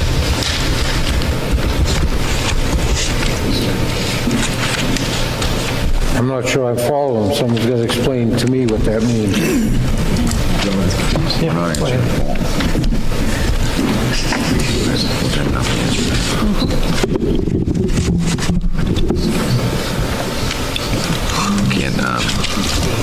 Sorry, I feel like I'm really using up more than my fair share of time. I remain respectful of everybody else's desire to kind of wrap this up. But it appears that the total amount of $25,000 in this warrant article 39, okay, is to appropriate a sum to be added to the transfer station building site improvement capital reserve fund. Okay. A portion of that will also include the EPA stormwater implementation requirements. So in the $25,000, as an example, is $20,000 of that the transfer station site improvement reserve fund, and $5,000 the EPA stormwater management, and in which case the stormwater management piece is, as I read this, is a requirement. So how much of the $25,000 is required? $1,000? We don't know unless the state comes in and makes it mandatory that he's got to change something up there on the stormwater management. Yeah. Then we have to go in. It could be $2,000, it could be $40,000. But if it's $40,000, then we could put it in next year's budget, right? No, this is going into a capital reserve fund that we keep. Right. With $128,000 in it now, in case it's for the building improvements, if something happens up there that we either do an addition or we get it closed in for better recycling. It's for the stormwater management in case EPA comes in and says we want more catch basins or we want more pipe in the ground. Yep. I understand. This covers it all instead of coming in front of the town saying, hey, we got $150,000 we need to fix this up here. Right. We have it. That's why we start these capital reserves, so we don't take the big hits. Yeah, I understand that, and I'm not challenging the need to have money set aside for requirements. Okay? My only suggestion is that over past years, we should be able to develop some sort of a trend in terms of what past requirements have been regarding the EPA's stormwater management implementation requirements. And if over the past 5 or 10 years, that's been an average, and I don't know this, of $3,000 a year, okay? Well, then maybe, this would be better written at a $3,000 allocation of the 25. But that and holds 20 your hand. Pardon me? Because that holds your hand, because now you're saying, okay, we only can use 3,000 of this money, when it could be the whole 128,000 we need to fix the stormwater management or fix the building.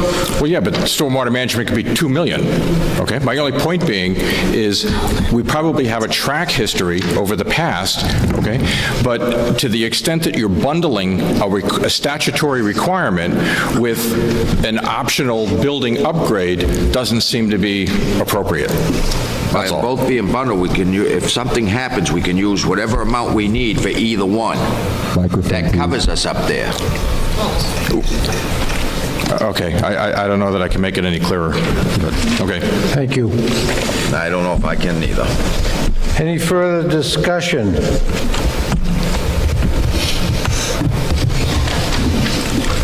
On Article 39. Do we have a motion to restrict Article 39? So moved by Mr. Markland, second by Mr. McDonald. All in favor, raise your cards, please. Opposed? Article 39 is restricted. Article 40, Town Hall Building Improvements Capital Reserve Fund. To see if the town will vote to raise and appropriate the sum of $5,000 to be added to the Town Hall Building Improvements Capital Reserve Fund as previously established in 2011, recommended by the Board of Selectmen 5-0 and the Budget Committee 4-0.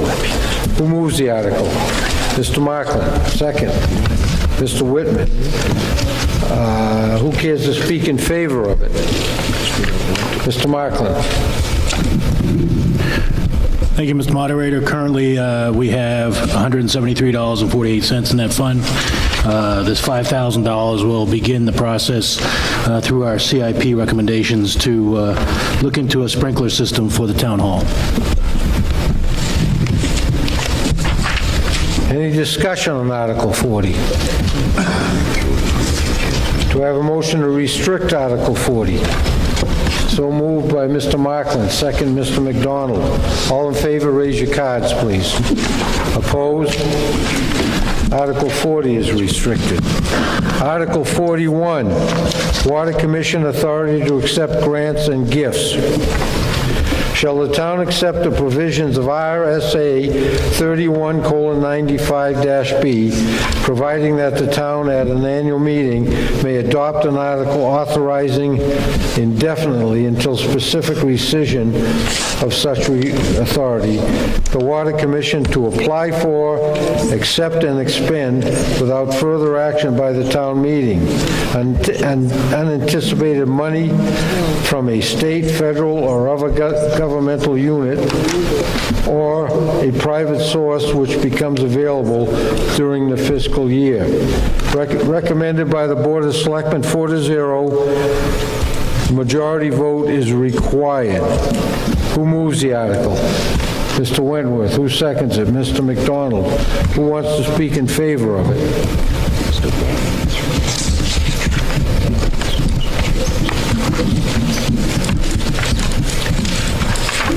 Any discussion on Article 41?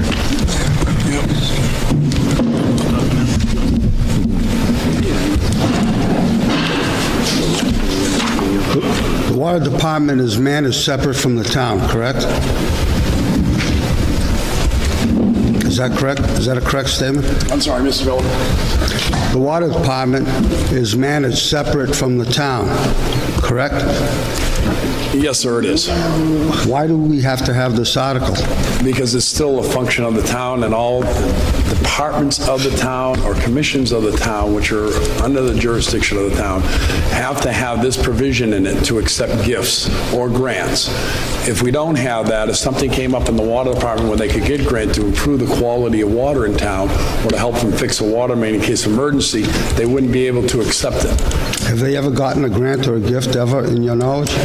Right now, I can't say that I have, and when I was water commission, I can't say that I have, but all I can say is this is something that different departments of the town, and we have another one coming up similar to this that we have to, hopefully folks will vote on tonight, at the meeting.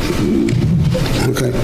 I was on the Water Commission. They never got gifts. They never applied for any grants. Doesn't mean they won't. You know, it's just a waste. Any discussion on Article 41? Yes, sir.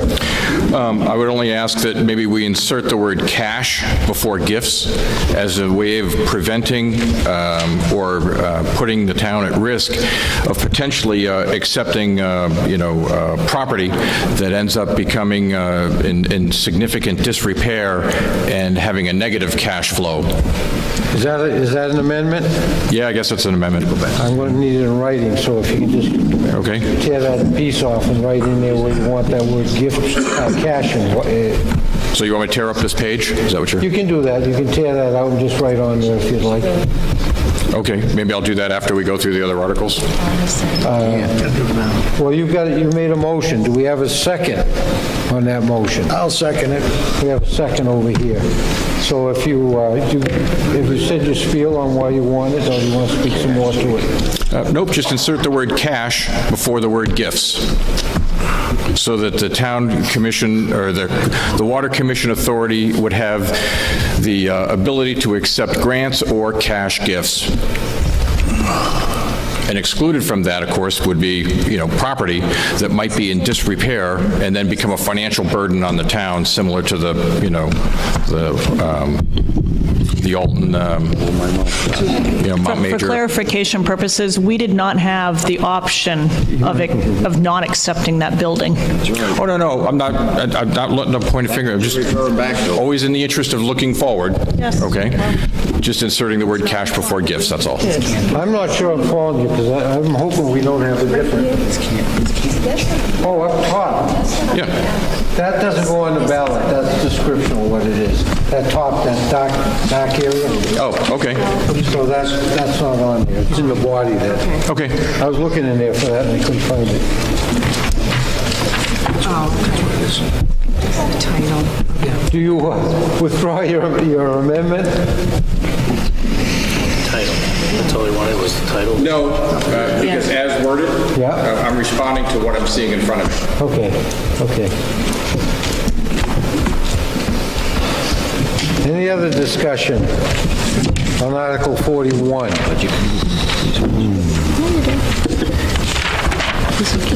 Do we have a motion to restrict Article 41? Mr. Markland, second. Mr. Wentworth. All in favor, raise your cards, please. Do we vote on the amendment? Well, I don't know how to do it because that part on the top is not going to be on the ballot. What part?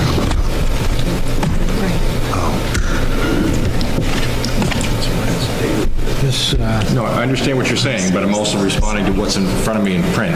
And since we had some issues as to whose document we were using, You made an amendment, I'll do that. Just looking to be We have an amendment that was seconded on Article 41 to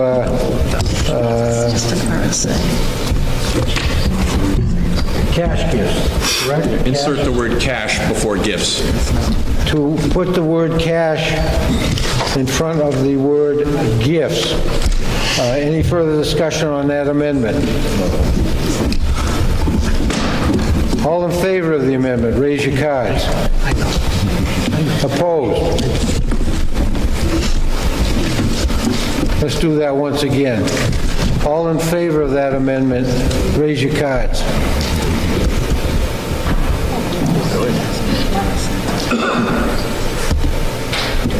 All opposed, raise your cards. Amendment fails.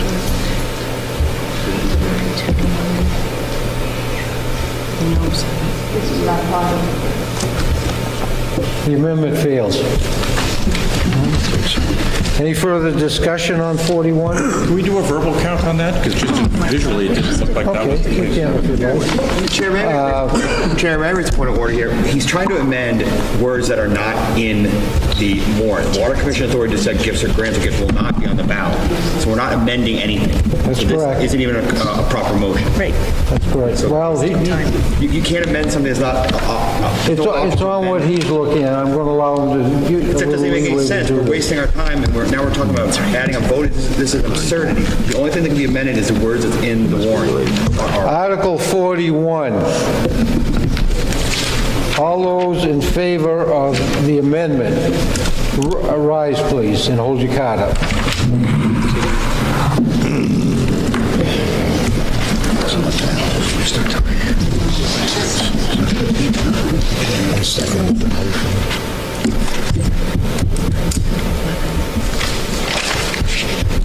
I don't think I've ever voted for something that we're not maybe going to see. Who was in favor of this?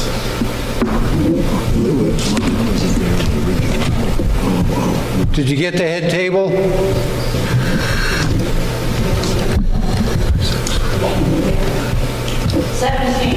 Seventeen. Yeah, okay. All opposed, rise and hold your cards up.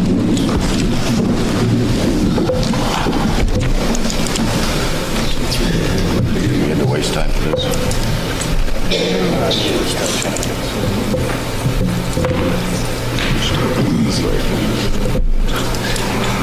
Take a break after this. I know it.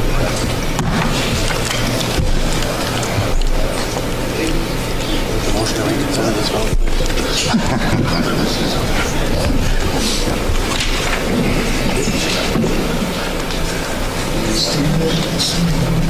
I don't think people will probably stand.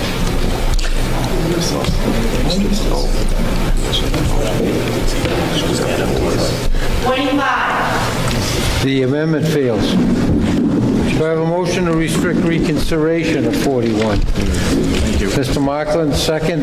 Mrs. Shapley. All in favor, raise your cards, please. Opposed? Article 41 is restricted. Article 42, Library Elevator Capital Reserve Fund. To see if the town will vote to discontinue the Library Elevator Capital Reserve Fund created in 2002. Said funds with accumulated interest to date of withdrawal are to be transferred to the town's general fund. Recommended by the selectmen, 5-0. Who moves the article? Mr. Markland. Who seconds it? Mr. McDonald. Who cares to speak in favor of it? Mr. Markland.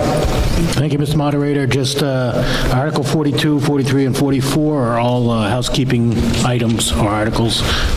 This one currently has $1 in the funds. Any further discussion? Do I hear a motion to restrict Article 42? Mr. Markland, second. Mrs. Shapley. All in favor of restricting Article 42, raise your cards. Opposed? Article 42 is restricted. Article 43, Reevaluation Capital Reserve Fund. To see if the town will vote to discontinue the Reevaluation Capital Reserve Fund created in 2001. Said funds with accumulated interest to date of withdrawal are to be transferred to the town's general fund. Recommended by the selectmen, 5-0. Who moves the article? Mr. Markland. Who seconds it? Mr. Whitman. Who speak in favor of it?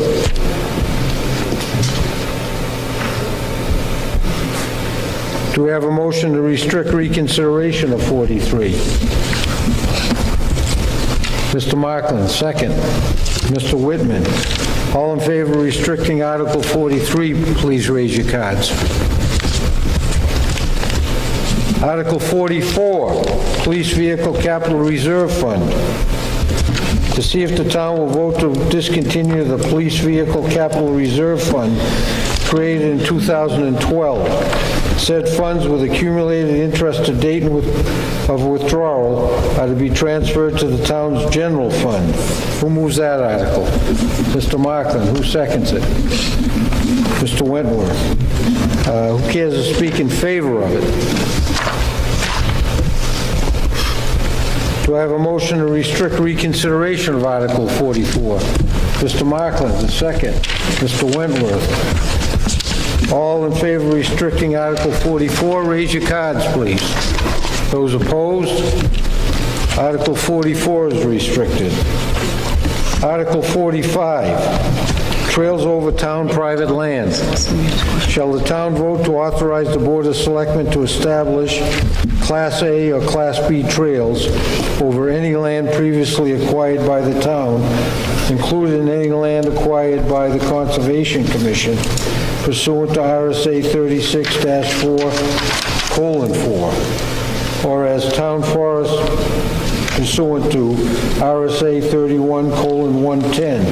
Shall the town also authorize the Board of Selectmen to acquire a Class A or Class B trail in the name of the town pursuant to the terms of RSA 231-A:5I to III. Recommended by the Selectmen, 5-0. Who moves Article 45? Mr. McDonald. Who seconds it? Mrs. Chapman. Who cares to speak in favor of it?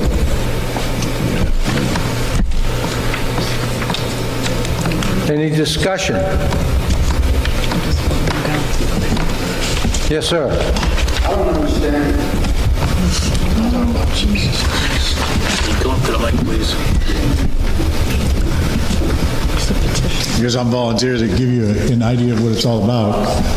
It came about by a gentleman that wanted to donate a piece of land for recreational parking so people could hike places like Mount Major, straight back, use the trails up to the backside of the Boy Scout camp. And in order to do that, we have to have some way of acceptance of that and be able to create trails. So that's what this is all about. Can we accept the piece of property so we can have the trail there? The man's willing to donate, but you go up there and park. You want to snowshoe this winter? Go up there and snowshoe. You want to park and hike during the summertime? Then you can park and hike during the summertime. That's what it was created for. Further discussion?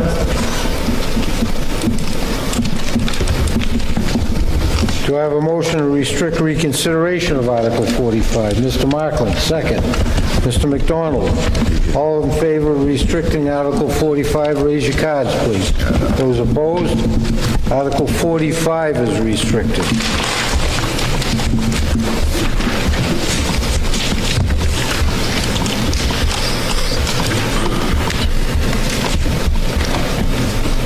Folks, I'm going to take a 10-minute break here if I can. Trails over Class 6 roads. Shall the town vote to reclassify that portion of Alton Mountain Road that is currently a Class 6 highway as a Class A municipal trail pursuant to RSA 231-A:2? The Class 6 portion of Alton Mountain Road begins at the home of Mary Lou Banker and John Gillais and extends to the Gilmanton Town Line at property of the Boy Scouts of America. All owners of abutting properties shall have all existing rights to use as provided for in RSA 231-A:1I.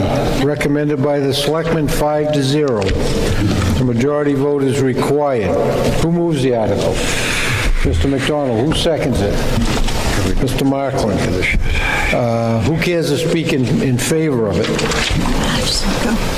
Just gonna let it go. Just comes conservation store.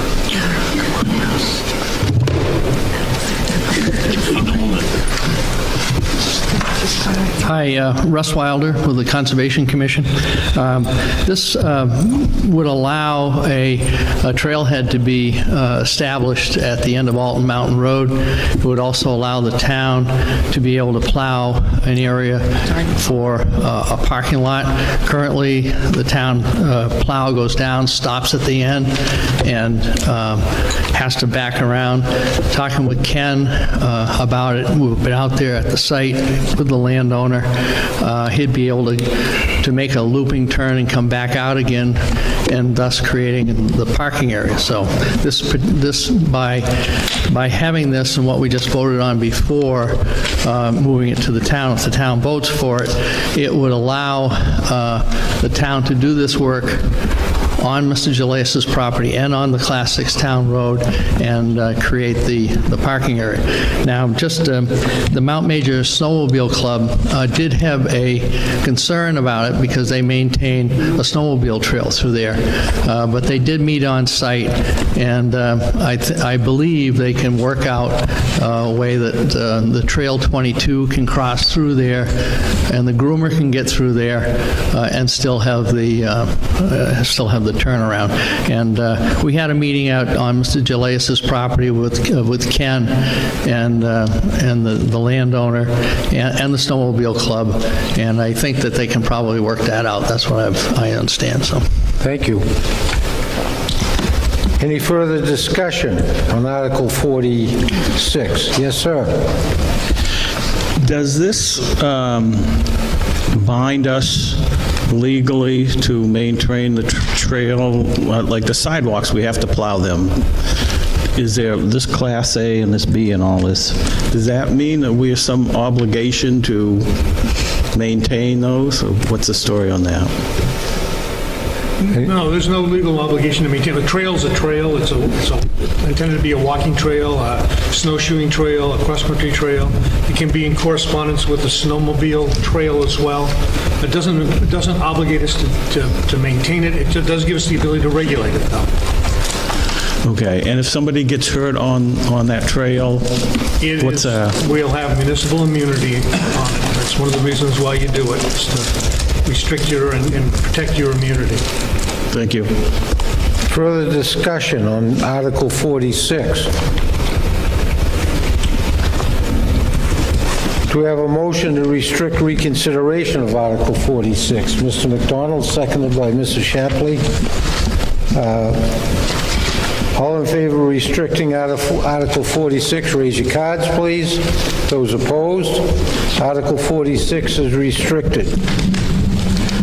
Article 47, library trustees' authority to accept gifts of personal property donated.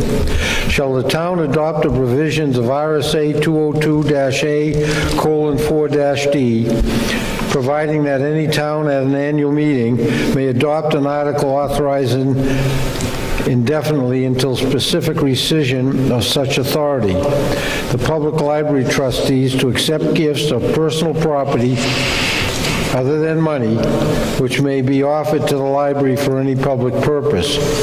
Prior to the acceptance of a gift valued over $5,000, the public library trustee shall hold a public hearing on proposed acceptance. Recommended by the selectmen 4-0. Who moves the article? Mrs. Shapley. Who seconds it? Mr. McDonald. Who cares to speak in favor of it? Mrs. Shapley. This is just a housekeeping item similar to the Water Commission item. Can anyone hear her? No, they can't hear. It's a housekeeping item similar to the Water Commission article that we voted on earlier. Any discussion on Article 47? Do we have a motion to restrict reconsideration of Article 47? Mrs. Shapley, seconded by Mr. McDonald. All in favor of restricting Article 47, raise your cards. Opposed? Article 47 is restricted. Article 48, cap, nonprofit. To see if the town will vote to raise and appropriate the sum of $10,000 for the purpose of supporting the Community Action Program, which provides supplemental food, fuel, utility, transportation, Meals on Wheels, weatherization assistance, and Women, Infants, and Children Food Assistance Program, known as WIC. This is a special warrant article recommended by the Board of Selectmen 5-0 and the Budget Committee 4-0. Who moves the article? Mr. Shapley. Who seconds it? Mr. McDonald. Who cares to speak in favor of it? Any discussion on Article 48?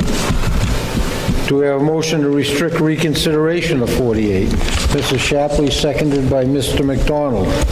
All in favor of restricting 48, raise your cards, please. All opposed? 48 is restricted.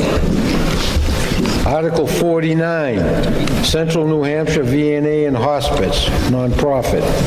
To see if the town will vote to raise and appropriate the sum of $12,000 for the purpose of supporting the Central New Hampshire VNA and Hospice, which is a nonprofit agency that provides health care, hospice care, and maternal child health services. This is a special warrant article recommended by the Board of Selectmen, 5-0, and the Budget Committee, 4-0.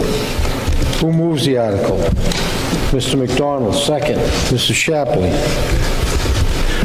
Who cares to speak in favor of Article 49? Do we have a motion to restrict reconsideration of Article 49? Mr. McDonald, seconded by Mrs. Shapley. All in favor, raise your cards. Opposed? Article 49 is restricted. Article 50, American Red Cross, nonprofit. To see if the town will vote to raise and appropriate the sum of $2,000 for the purpose of supporting the American Red Cross, which provides disaster relief, shelters, basic household necessities, and counseling. This is a special warrant article recommended by the Board of Selectmen, 5-0, and the Budget Committee, 4-0. Who moves the article? Mr. Whitman, second. Mr. McDonald. Who cares to speak in favor of Article 50?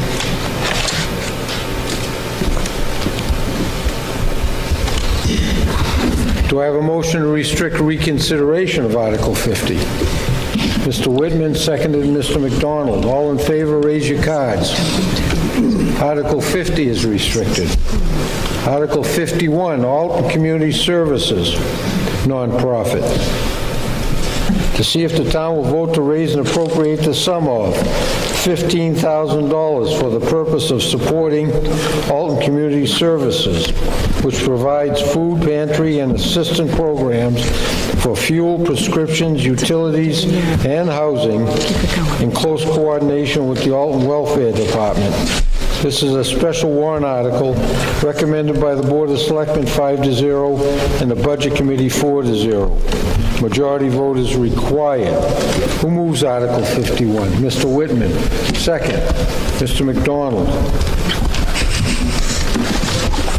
Who cares to speak in favor of Article 51? Yes, sir. Just want to mention, particularly this year, it's important for us to remember that our long-term director, Dorothy Wentworth, who passed away just a few months ago, had been the director of Alton Community Services for about 17 of the 19 years that Alton Community Services was in existence. And one of the unique things about Alton is that we have an organization that basically pulls together the banks, the businesses, the welfare department, the churches, and individual citizens to work together in a concerted effort to meet the needs of those that are in need. And so we're able to make a significant difference in their lives. And the money that we get from the town is used for grants for individuals as well as for our rent. Right now we've moved. We're next to Subway. Have a nice new facility.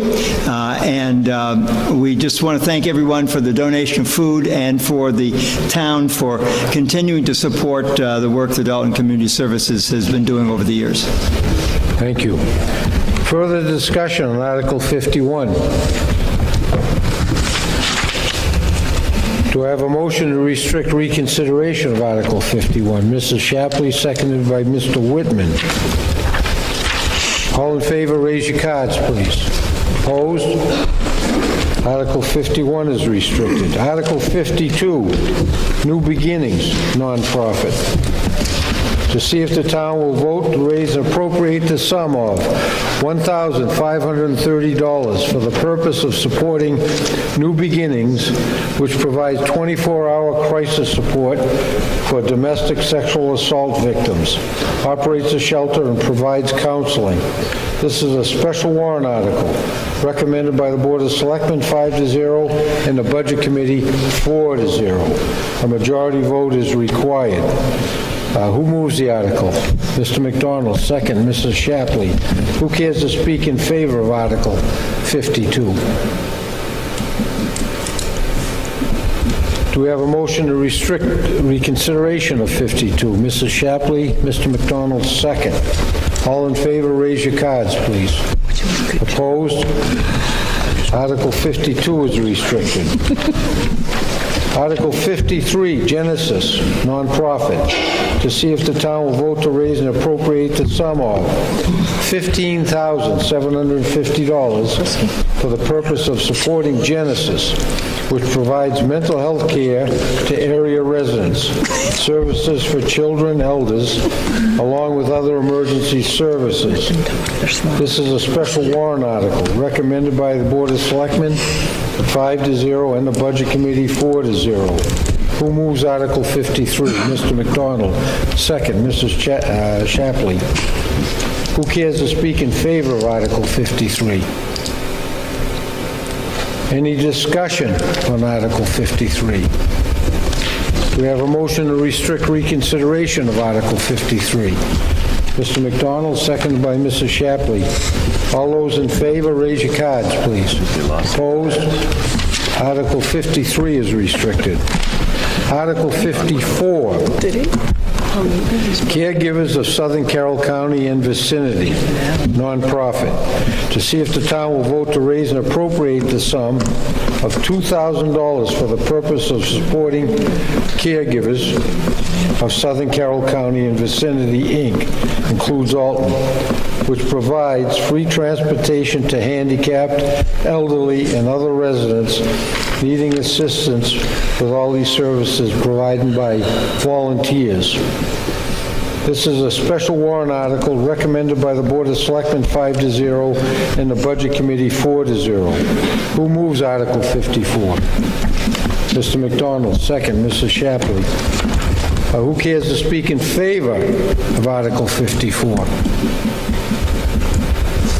Any discussion on Article 54? Do I have a motion to restrict reconsideration of Article 54? Mr. McDonald, seconded by Mr. Shapley. All in favor, raise your cards, please. Opposed? Article 54 is restricted. Article 55, CASA, nonprofit, to see if the town will vote to raise and appropriate the sum of $500 for the purpose of supporting CASA, court-appointed special advocates, which provides advocacy for abused and neglected children. This is a special warrant article recommended by the Board of Selectmen 5-0 and the Budget Committee 4-0. Who moves the article? Mrs. Shapley, second. Mr. Whitman. Who cares to speak in favor of Article 55? Any discussion on Article 55? Do we have a motion to restrict reconsideration of Article 55? Mr. Wentworth, seconded by Mr. McDonald. All in favor, raise your cards, please. Article 55 is restricted. Article 56, Child and Family Services, nonprofit. To see if the town will vote to raise and appropriate the sum of $2,500 for the purpose of supporting child and family services. This is a special warrant article recommended by the Board of Selectmen 5-0 and the Budget Committee 4-0. Who moves Article 56? Mrs. Shapley. Who seconds it? Mr. McDonald. Who cares to speak in favor of Article 56? It's a $50 billion company.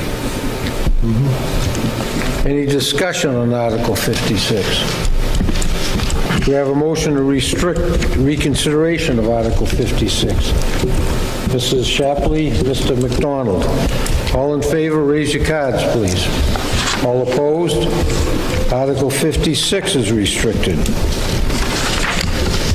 Article 57, to see if the town will vote to raise and appropriate the sum of $3,000 for the purpose of supporting Life Ministries, which is a not-for-profit charity that provides food and staples to Alton residents.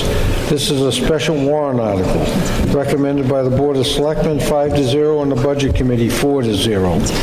Who moves Article 57? Mrs. Shapley. Second, Mr. McDonald. Who cares to speak in favor of Article 57? Any discussion on Article 57? Do I have a motion to restrict reconsideration on Article 57? Mrs. Shapley, Mr. McDonald, second. All in favor, raise your cards, please. Opposed? Article 57 is restricted. Article 58, Jones Field upgrade and expansion of existing facilities. To see if the town will vote to raise and appropriate the sum of $50,000 to upgrade and expand the existing facilities at the Jones Field recreation area for such things as installation of irrigation, adding additional parking, replace and relocate the snack bar and add lighting for the ball field and other projects, similar in scope and purpose. Recommended by the Board of Selectmen 3-2, not recommended by the Budget Committee 3-2. Who moves Article 58? Mrs. Shapley. Second, Mr. McDonald. Who cares to speak in favor of Article 58? I know it's late, everybody, I'm sorry. You want me to bring my 30-minute PowerPoint? No, I'm just kidding. My name's Derek Papasino. I've been teaching in town for 15 years. I've also been a coach for about 15 years. My sons play sports in town. I'm an AYL, All Youth League member. I travel to a lot of the fields and I see what's going on in other towns and look at the potential of what we have in Alton. We have a great little field down there. If you have kids or grandkids, if you've ever been to Little Fenway, it's an amazing place. And I think a lot of other towns talk about it, but unfortunately, due to some of the what the facility is lacking, we don't always have that involvement. And I see great potential down there. I've been talking to people in town that are willing to donate their time or material. If you visit some of the other towns, like Wolfboro, they have the Nick. Rochester has the Roger Allen Field. Most of those facilities are donated time and material from local businesses, and I think that's something we can do in Alton, is get some of our local workers to put some time and energy into that and make it a place where it can be used more often by the community. I'm also a member of a new substance abuse prevention coalition. We had a couple meetings here at the high school, and one thing we're doing with the town of Barnstead is we're looking at all the assets that we have, all the resources between the two towns, and things for kids to do, so we can prevent them from making bad choices, whether it be drugs or alcohol. And I think, this is another great resource where we can have things going on, nights and weekends, things for families to do with their kids. I've learned a lot about this process. I'm one person. I'll tell you, there's probably some mistakes, and people are going to have lots of questions. But I'll tell you, I've gone to Parks and Rec, and I said, what can we do to make this better? And I went through the process. I learned about signatures, and I presented to the selectmen. So I'm just trying to put some money into our own town. I think we'd see some of that come back because the field isn't used as much as it should be used. So I'm just, looking for some support on that. Again, I'm an Alton Youth League member of the board, and I'm also trying to help out with this new substance abuse prevention coalition. Thank you. Further discussion. Article 58. If the townspeople vote for this and all the other articles, what would be the percent increase compared to last year's, what was passed last year? Are you talking about the nonprofit request or the total? The whole thing. If this is another $50,000, I'm interested in seeing if everything passes compared to what was passed last year. What would be the increase? So all warrant articles? Right. Including the fire engine and, right? Yeah, the operating budget, the whole thing. We're going to ask for another $50,000. I'd like to know what are we talking about? You know, that really doesn't pertain to this warrant article. Well, I might not vote for it if it's 80% increase, I mean, if it's 50% increase from last year, I may consider this is too much more. It will be my decision. Okay, you want that number to determine whether this I would is think, I thought they might have it. It's going to go before the voters either way. Pardon me? It's Budget Committee's budget.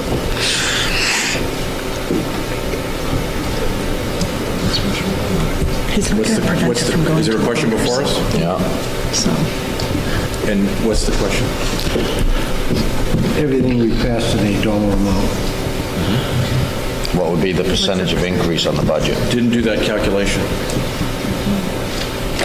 They don't have that calculation. How much, okay. Can I speak to that, Mr. Moderator? No, I guess can't get an answer. I guess not. Sorry.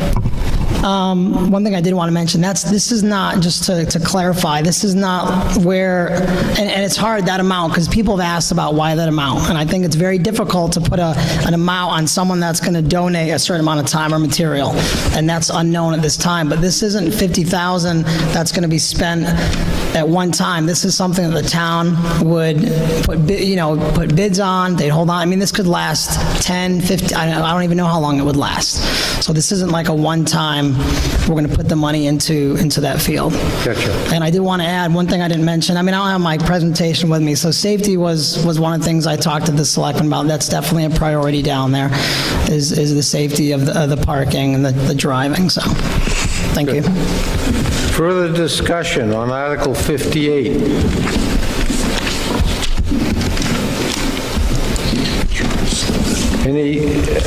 Do we have a motion to restrict reconsideration of Article 58?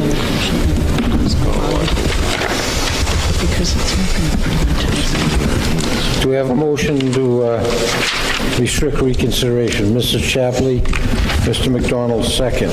All in favor of restricting reconsideration of Article 58? Raise your cards. Opposed?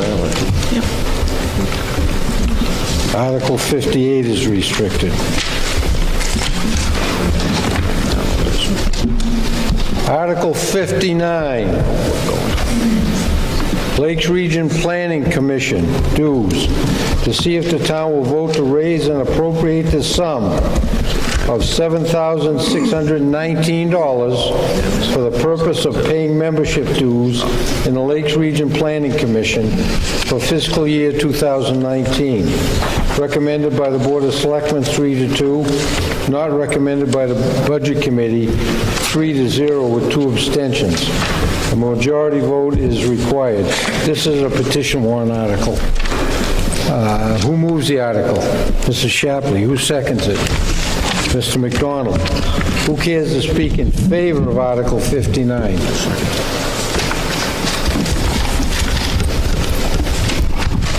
Peter Bolser, Chairman of the Planning Board. This article was a petition article that the Planning Board voted unanimously to support.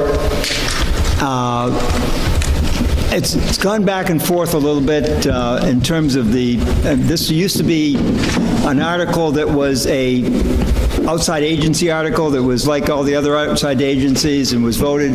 At one point, it got put into the budget, and it ended up getting taken out of the budget. Selectmen kind of didn't decide to pay the dues to the Lakes Region Planning Council.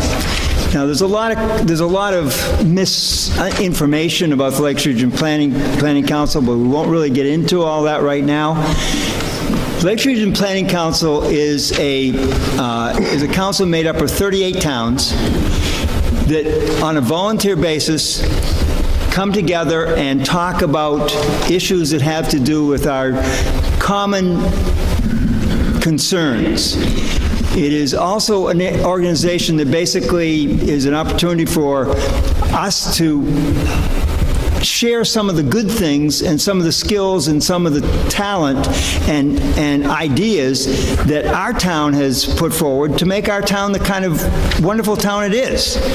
We've done a very good job at maintaining a nice environment in this town, both in terms of the natural environment and the business environment and other kinds of things that are making this a wonderful place to live. We are becoming, because of the talent that we have in our town and our staff and the people in our town and our boards, we're becoming a town that is kind of, should be very proud of what we have to offer to other towns, and working with other towns to kind of share ideas to make this whole area a very viable area, an area that doesn't become destroyed by urbanization, but continues to be unique, and working together is going to save us money. Now, one of the things that's been thrown out at times is, okay, what do we get from this? We basically get the opportunity for our people to have an input into what the planning board has as their agenda. Now, the planning board does not make us do anything. We are not at all told what to do by the planning board. We can pick and choose whatever we want, we hear that comes from the planning board. We're not restricted. The other aspect is that we can actually, this article is a money-saving article, and I'll give you one situation. The Lakes Region Planning Council has put together a electrical buying consortium of a large number of towns in this area. We cannot participate in that because we don't pay our dues. We're basically the only town that doesn't, which is sad, because we are a leader in this area and we need to act like a leader in this region. It also means that by not paying this over $7,000 in dues, we have given up saving $21,000 in the electrical buying consortium. Between the school, the elementary school and the town and the high school, 1.6 million kilowatt hours are used a year. We would save 1.5 cents a kilowatt, which seems insignificant. Multiply it out, you got $22,000 that we're throwing away. Now, 5,000 of that would go to Barnstead, help them save some money, because here at the high school, we share the budget with Barnstead. But so the town itself would save $17,000 just with that one item, to say nothing about the ideas that we garner and the influence that we have in that organization. In addition to the electrical buying consortium, there's a great deal of discussion, because this is an area where they are trying to help towns to save money. And so they're looking at other areas like propane and oil, school buses. One of the big problems that schools are having is there's only one bus company to bid for the bus transportation. And so we're held hostage. And so they're trying to find a way that might be possible for that to be a better situation. Solid waste is another issue that if we went together with other towns, we probably could save and bid and get a better bid on some of the aspects. So there's a number of things that are in the works, but the one that is definite right now is we gave up this year $17,000. And if people are concerned about the budget, We gave up $17,000 by not spending $7,000. That doesn't sound like fiscal responsibility and fiscal conservatism to me. Thank you. Give it up, Wayne. Further discussion? Yeah, I'd like to speak to the value of being in a regional planning commission. In my previous service on planning boards, I had the experience of working with the Rockingham Planning Commission, and that had a lot of value. I just wanted to say these are some of the points that Nick Strong, who's our planning director, presented to the selectmen previously, but joining the Lakes Region Planning Commission does not reduce or limit any of the powers or duties of the planning boards in individual municipalities. As Peter said, we make our own decisions, and we use the resources of the planning commission to make our choices. And then the other point she made is that membership in the Planning Commission is a way for Alton to know what other towns are doing, what your adjacent towns. We share this big chunk of water out here. It's called Lake Winnipesaukee, and all the towns around it, they make decisions on what they're doing. We need to know that, and if we don't have a seat at the table, we're just going to be left out. A couple of the other things were in the transportation planning, if we join the commission, we have a representative on the Lakes Region Planning Commission, and you can be part of and the discussion of what's in the transportation improvement plan and the 10-year transportation plan, which includes the roads, the state roads that are in Alton. So some of the things that she would use it for is plan assistance, map preparation, traffic volume counts, corridor studies, and then she has the ability to be able to pick up the phone and call some of the technical folks at Lakes Region Planning and get questions answered. One of the things we're going to be doing is revising the master plan. It was done 10 years ago. We need to get it done again, and that would be a resource that we could do it. We could still pick up the phone, but we've got to pay for it, and it's got to come out of her budget, and we don't really have it. It's not really in there.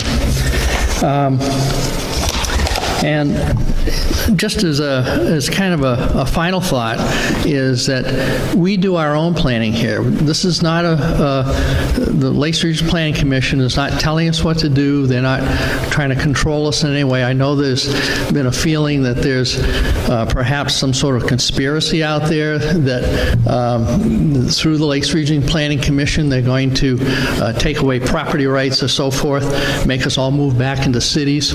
That is totally not the case, and it's totally not true. It's a conspiracy theory, and we shouldn't be listening to that.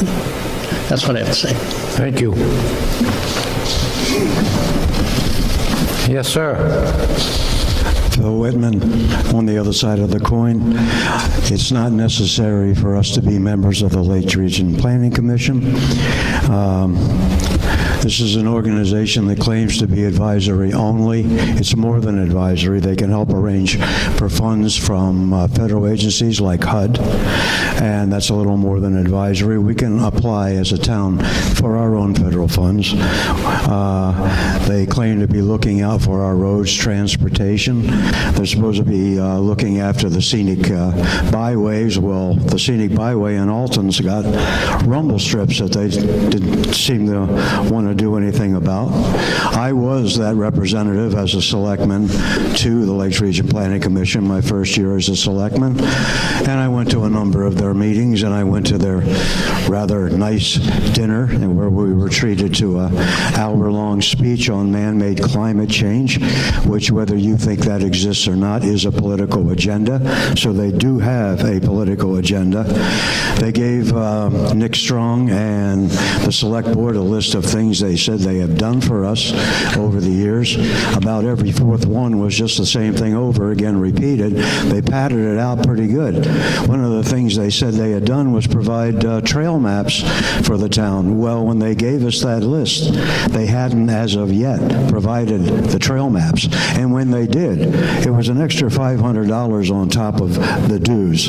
They also are in a position where, let's say our town wants to put a development in on the border of another town. They automatically become abutters in the situation. As an organization, a non-elected organization, they become abutters. The town that wants to actually put that construction in has to give all the reports to them. Again, that's a little bit more than advisory. They're anything but an organization that is in favor of private property rights. And I don't think our town needs the expense of the dues. Thank you. Further discussion? Yes, sir. My name is Bill French, also a taxpayer. Get a little closer to the mic. Yes. Can everybody hear me? After looking into what the Lakes Region Planning Commission does, I was kind of surprised. It's really comprised of 6 people and about a half a dozen interns, most of them effectively in the planning business, I assume. Basically, I see the commission as a conduit for the federal government. Essentially, they are linked to the Department of Agriculture, Forestry, EPA, HUD, and essentially our conduit, their mission, in effect, is to get grants of federal money to impose a mission on municipalities such as Alton. The idea that we cannot get or are not privy to reports on regional activities by other towns, not only can we not talk to other towns, but I assume we provide data for these types of reports. So I think it's a little high-handed to think that we don't have ready access to information. And as been stated, we have a planning board for a purpose to do those interactions. I guess lastly, I'd like to suggest an amendment to reduce the funds that will be provided for this activity, if it were to $1. Thanks. Well, I'll need that in writing then. That's an amendment to reduce the $1 to 1? Yes. Do we have a second on that? I'll second it. Second over here.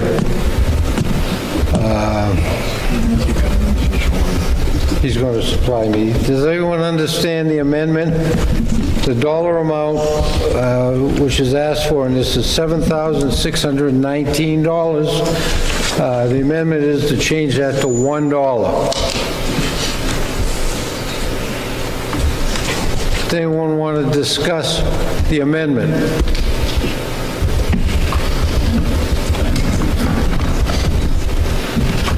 I believe in 1982, there was a vote by the town to join and participate in this commission. And I guess the selectmen have just said we're not going to do it anymore. Microphone, please. Just said they're not going to do it anymore. Is that legal for them just to dismiss a vote of the people? I don't know. Does anyone care to address that? Every year they can appropriate the money, Lauren. If they don't appropriate the money from year to year, they're not a member any longer. Please use the microphone. They can vote each year for appropriations. If they don't vote it, they're not a member. Even though the people voted in '82 to join it. Selectmen are called the governing body. They get to govern, and they govern on year to year on the appropriations. Please use the microphone. Pardon me? Somebody's talking. Okay, I guess you answered my question.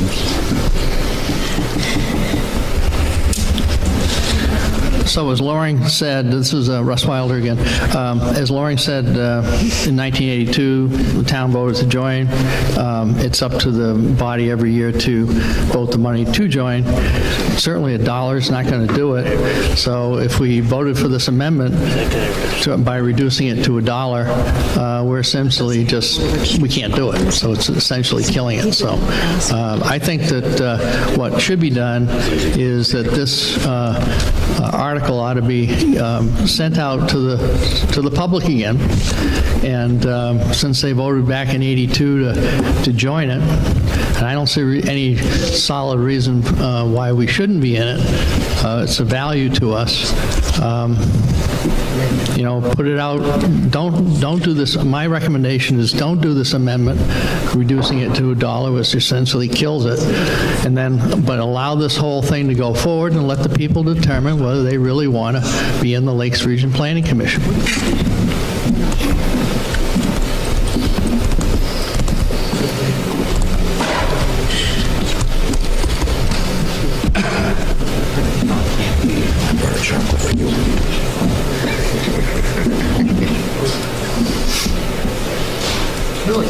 Not sure. Sir, do you have a voting card? Yes, I do. Okay. If I could see it, that's all. Sure.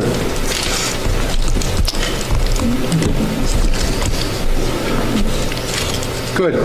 That's good. Do you have his name? He was seconded by Rocket. Any discussion on the amendment? Well, to follow up on, not follow up on what the gentleman who just spoke said, may interest everybody to know that the average voter in town, the average people, know nothing about this organization, and it might interest everybody to know that the town of Guilford, the only reason that they're staying in, if they stay in, is because an amendment was brought forth by the public because their budget committee didn't appropriate the money to stay in the Lakes Region Planning Commission. And our neighbors in New Durham left their regional planning commission years ago.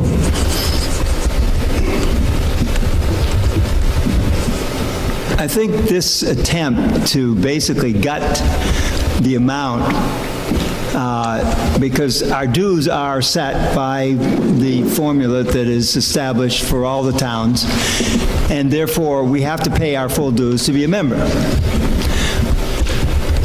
I would hope that we believe in democracy, and that this small group of people here, and I don't know how everybody's going to vote. Everybody's going to vote the way that they want to vote. But I think it's very unfair for a small group of people to take away the right of the entire electorate to make a decision based on knowledge. Sometimes they may not have as much knowledge. There's a lot of things people don't have a lot of knowledge about when they vote. But we believe in democracy. And if we really believe in democracy, we trust the electorate to have an opportunity to make a decision one way or another on this issue. There'll be probably a lot of letters to the editor that go in about this one way or another. Some things I'll agree with, some things I won't. Some things you'll agree that I may say, some things you won't. But we should let the voters make the decision. That was our purpose as a planning board, to allow the voters to make the decision, and then we'll all have to abide by the mandate of the voters. But if we take the mandate of the voters away by this action, by this amendment, that's not very democratic. Thank you. Any further discussion? This is the amendment, folks. We're changing the dollar amount in Article 59 to $1. Oh, you'd like to speak again? Yes, thank you. I just want to say that what happened in 1982 I had nothing to do with, and I'm not sure why I should subscribe to something that was done 30 years ago. By the way, it shows on the website of the Planning Commission that we already are donating the full amount. It's a little presumptuous, I would think. Also, I think there are other towns that have expressed some concern about some of the activities of the Lakes Region Planning Commission, including Hill, in addition to New Durham. I guess that's all I wanted to say. With respect to the Democratic question, I see the commission as largely an unelected body that's translating federal government rules and regulations. If you look, when I first investigated this, I was pretty pro-LRPC. After the more I looked into it, it was only then that I decided this is not something we should be participating in. Thank you. Thank you. Further discussion? We're going to vote on the amendment, which is to change the dollar amount to $1. All in favor, please raise your cards.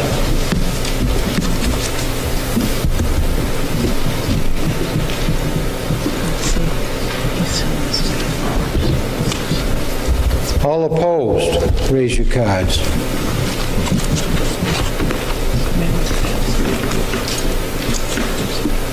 The amendment fails. Any further discussion on Article 59? Do we have a motion to restrict But this doesn't mean the selectmen have to fund it, correct? Right. They can still say no. I don't know. Just bringing it to the voters. This is allowing it into the voters. Yeah, I know, but the money now, you're in charge of. You don't have to spend it if you don't want to, correct? The voters would say yes. I would imagine we would. Well, it's happened before that they haven't spent it. Correct? Hopefully, when you got a majority of the board that's supporting that's supported recommending it, and it would go. We only had 2 that did not recommend funding of it. Okay. Well, I don't know if we're going to vote for it or not, but I hope if we do have this, I hope they certainly, planning board certainly has some input on Article 7, zoning amendment. We can't hear you. You got to get up to that mic. I hope if they do support this, and they do participate in the Lakes Region planning, I hope to review this Article 7, this horrible article where they're going to go from 150 to 75-foot frontage. Thank you. Further discussion, Article 59. Do we have a motion to restrict reconsideration? Mr. McDonald, second, Mrs. Shapley. All in favor, raise your cards, please. Opposed? Article 59 is restricted. Article 60, Keno games. Shall we allow the operation of Keno games within the town of Alton? Recommended by the selectmen 5-0. A majority vote is required, and this is a petition article. Who moves the article? Mr. McDonald, second. Mrs. Shapley. Who wishes to speak in favor of it? Any discussion on it? Do we have a motion to restrict reconsideration of Article 60? Mr. McDonald, second by Mrs. Shapley. All in favor, raise your cards, please. Opposed? Article 60 is restricted. Lastly, water bandstand work. To see if the town will vote to direct the selectmen to proceed with the maintenance and repairs to the water bandstand as allocated in Article 16 of the 2014 warrant. In 2014, the voters appropriated $20,000 for the purpose of repairs and maintenance. $13,540 remains in the Capital Reserve Fund after completion of a new roof in 2017. Also, to vote to expedite, to organize a committee of volunteers by April 15th, 2018, to make recommendations to the Board of Selectmen on how to proceed, with a completion date for the repairs on or before July 31st, 2018. No taxpayer funds are requested for this article. This is a petition article recommended by the Selectmen 5-0. Who moves the article? Mr. McDonald, second. Mr. Wentworth. Who cares to speak in favor of it?